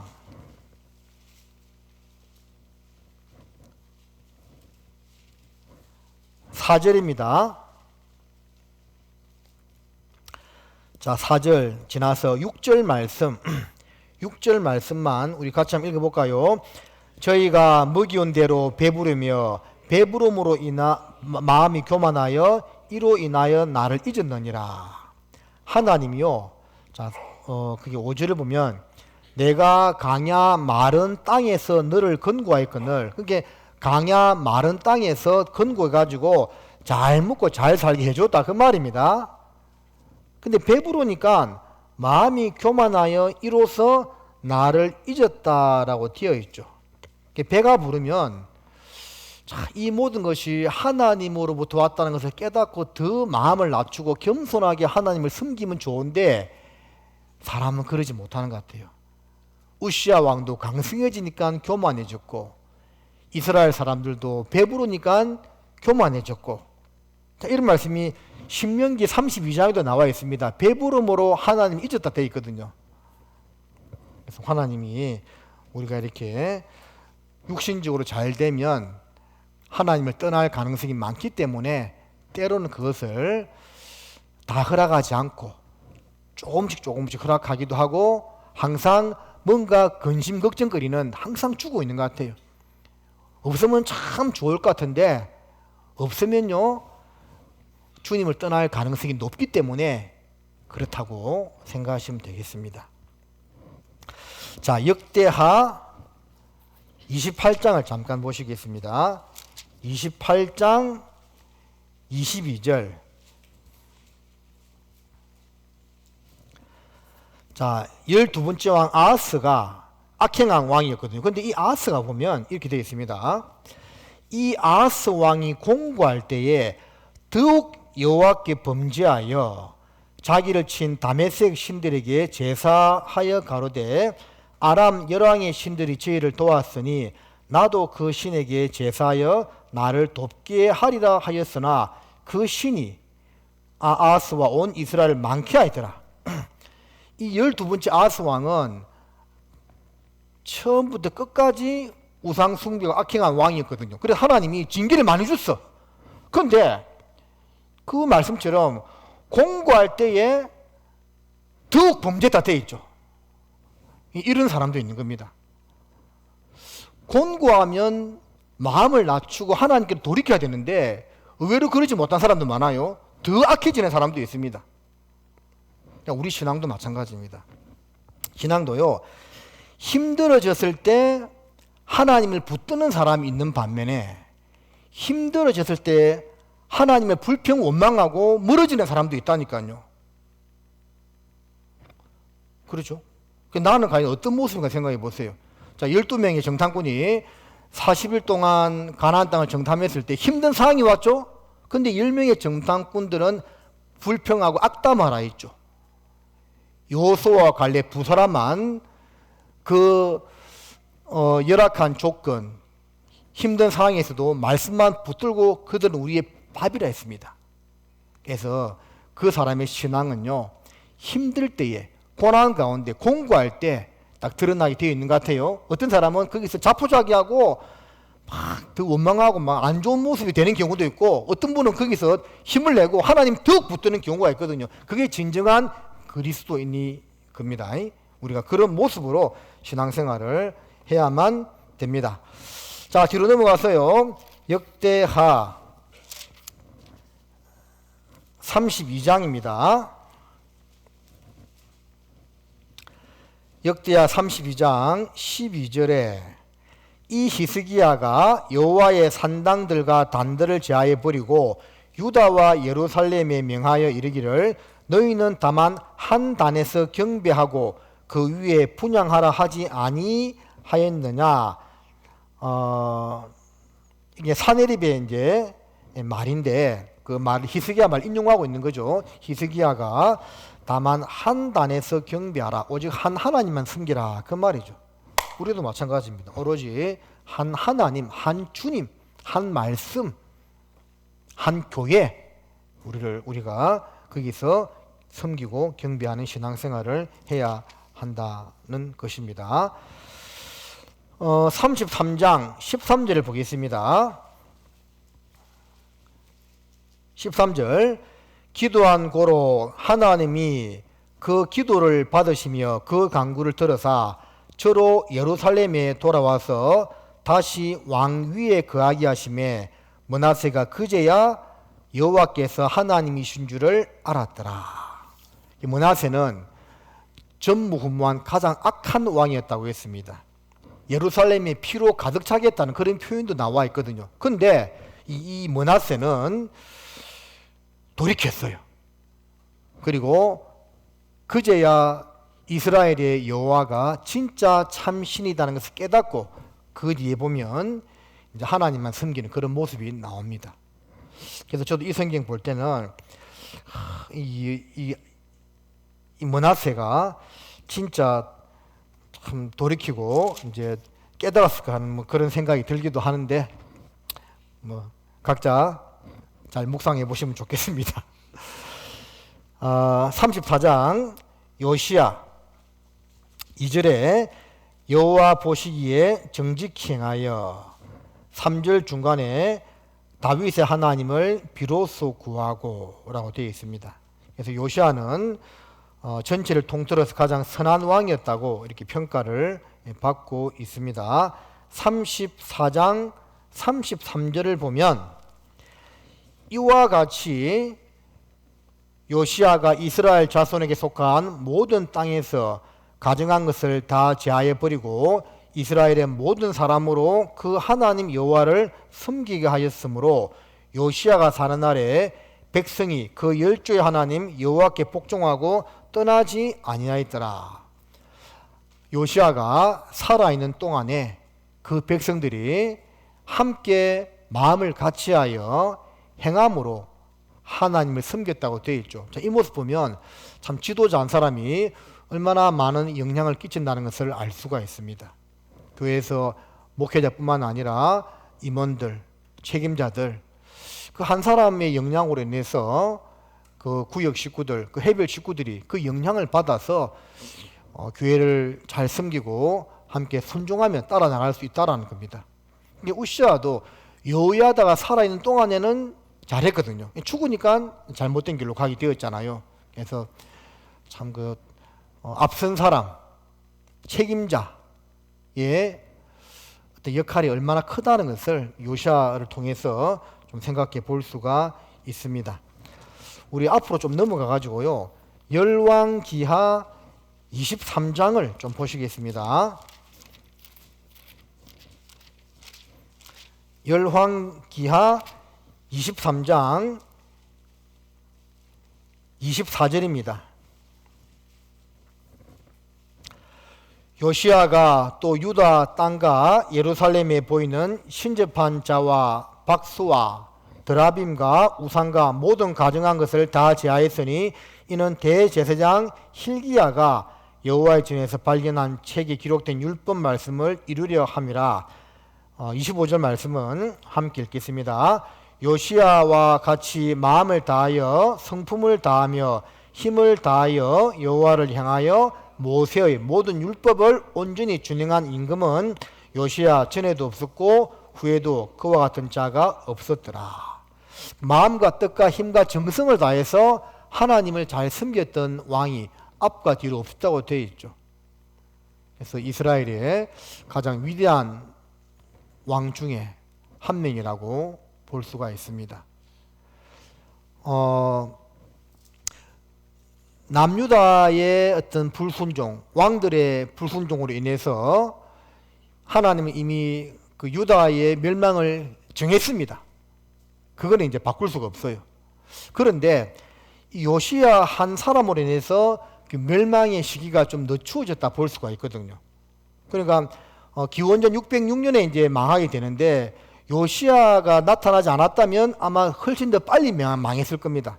몇십 년 빨리 망했을 겁니다. 근데 요시야와 같이 하나님을 잘 섬기는 사람으로 인해서 그 멸망이 딜레이 되었다, 늦추어졌다 볼 수 있거든요. 그래서 이것을 이제 통해서 우리가 교훈받을 수 있는 것은 이 세상 심판도 정해졌습니다. 우리가 뭐 신앙생활을 잘 하든 못하든 어쨌든 세상은 망합니다. 그러나 구원받은 성도들 이 세상에서 좀 더 나은 모습, 하나님을 잘 섬기고 순종하고 또 서로 사랑하는 가운데서 주 예수님의 복음을 힘있게 전하는 생활을 한다면 주님이요, 그 기한을 어차피 정한 것이긴 하지만 조금 더 연장해 줄 수도 있다는 것을 교훈받을 수가 있습니다. 그래서 우리가 잘 살아야 됩니다. 자, 대한민국이요, 이제 마지막입니다. 어떤 자료 보니까 이번에 전도인 수련회 가서도 저희 방에 목사님하고 그 자료를 봤는데 저도 놀랐습니다. 작년, 재작년 2년 연속 유명한 그 학술지에서 세계 뭐 군사, 경제, 문화 모든 것을 통틀어서 평가를 내는데 대한민국이요 2년 연속 6위입니다. 6위. 깜짝 놀랐어요. 우리 뒤로 프랑스 이렇더라고요. 그래서 이 대한민국이 자원 하나 나지 않는 나라고 이렇게 땅덩어리도 좁고 인구도 뭐 그렇게 높은 수준도 아닌데도 전 세계 6위에 위치해 있다는 것이 정말 놀라워요. 그게 왜 그렇게 했습니까? 바로 우리 한국에 구원받은 성도들이 많고 인구 대비 많고 열심히 복음을 전하기 때문이라고 믿습니다. 그게 바로 우리 교회 성도들이죠. 그러니까 우리가 앞으로 어떤 마음가짐을 가지고 신앙생활을 잘 하느냐에 따라서 주님께서 우리가 이 세상을 즐기려고 더 사는 것이 아니고 복음을 전할 수 있는 기회를 조금 더 연장해 주신다고 분명히 믿습니다. 우리가 잘 살아야 돼요. 그래서 이게 그 남유다의 이제 술명의 왕들의 그 내용을 봤을 때 그 한 사람 한 사람 왕들의 어떤 하나님을 섬기는 모습으로 인해서 그 백성들에게 얼마나 많은 영향을 끼칩니까? 우리 그리스도인들이 왕 같은 제사장으로서, 우리도 왕이고 제사장이거든요, 장차. 그래서 제사장으로서 이 세상에서 내가 어떤 삶을 사느냐에 따라서 이 세상에도 많은 영향력을 끼치고 또 교회 안에서도 그 영향력을 끼칠 수가 있다는 것을 좀 교훈 받았으면 좋겠습니다. 자, 기도하시겠습니다. 하나님 아버지, 오늘 역대하 말씀을 통해서 몇 가지 교훈 받았습니다. 또 바쁜 시간을 내어서 참석해 주신 우리 사랑하는 나주교회 성도님들 합당한 은혜와 또 능력으로 채워주시고 우리 교회를 통해서 더 많은 주님의 역사가 불붙듯이 나타날 수 있도록 허락하여 주옵소서. 돌아가는 발걸음도 보살펴 주시기를 바라며 우리를 사랑하시는 예수님의 이름으로 감사하며 기도드립니다. 아멘. 예, 수고하셨습니다. 조심히 들어가세요.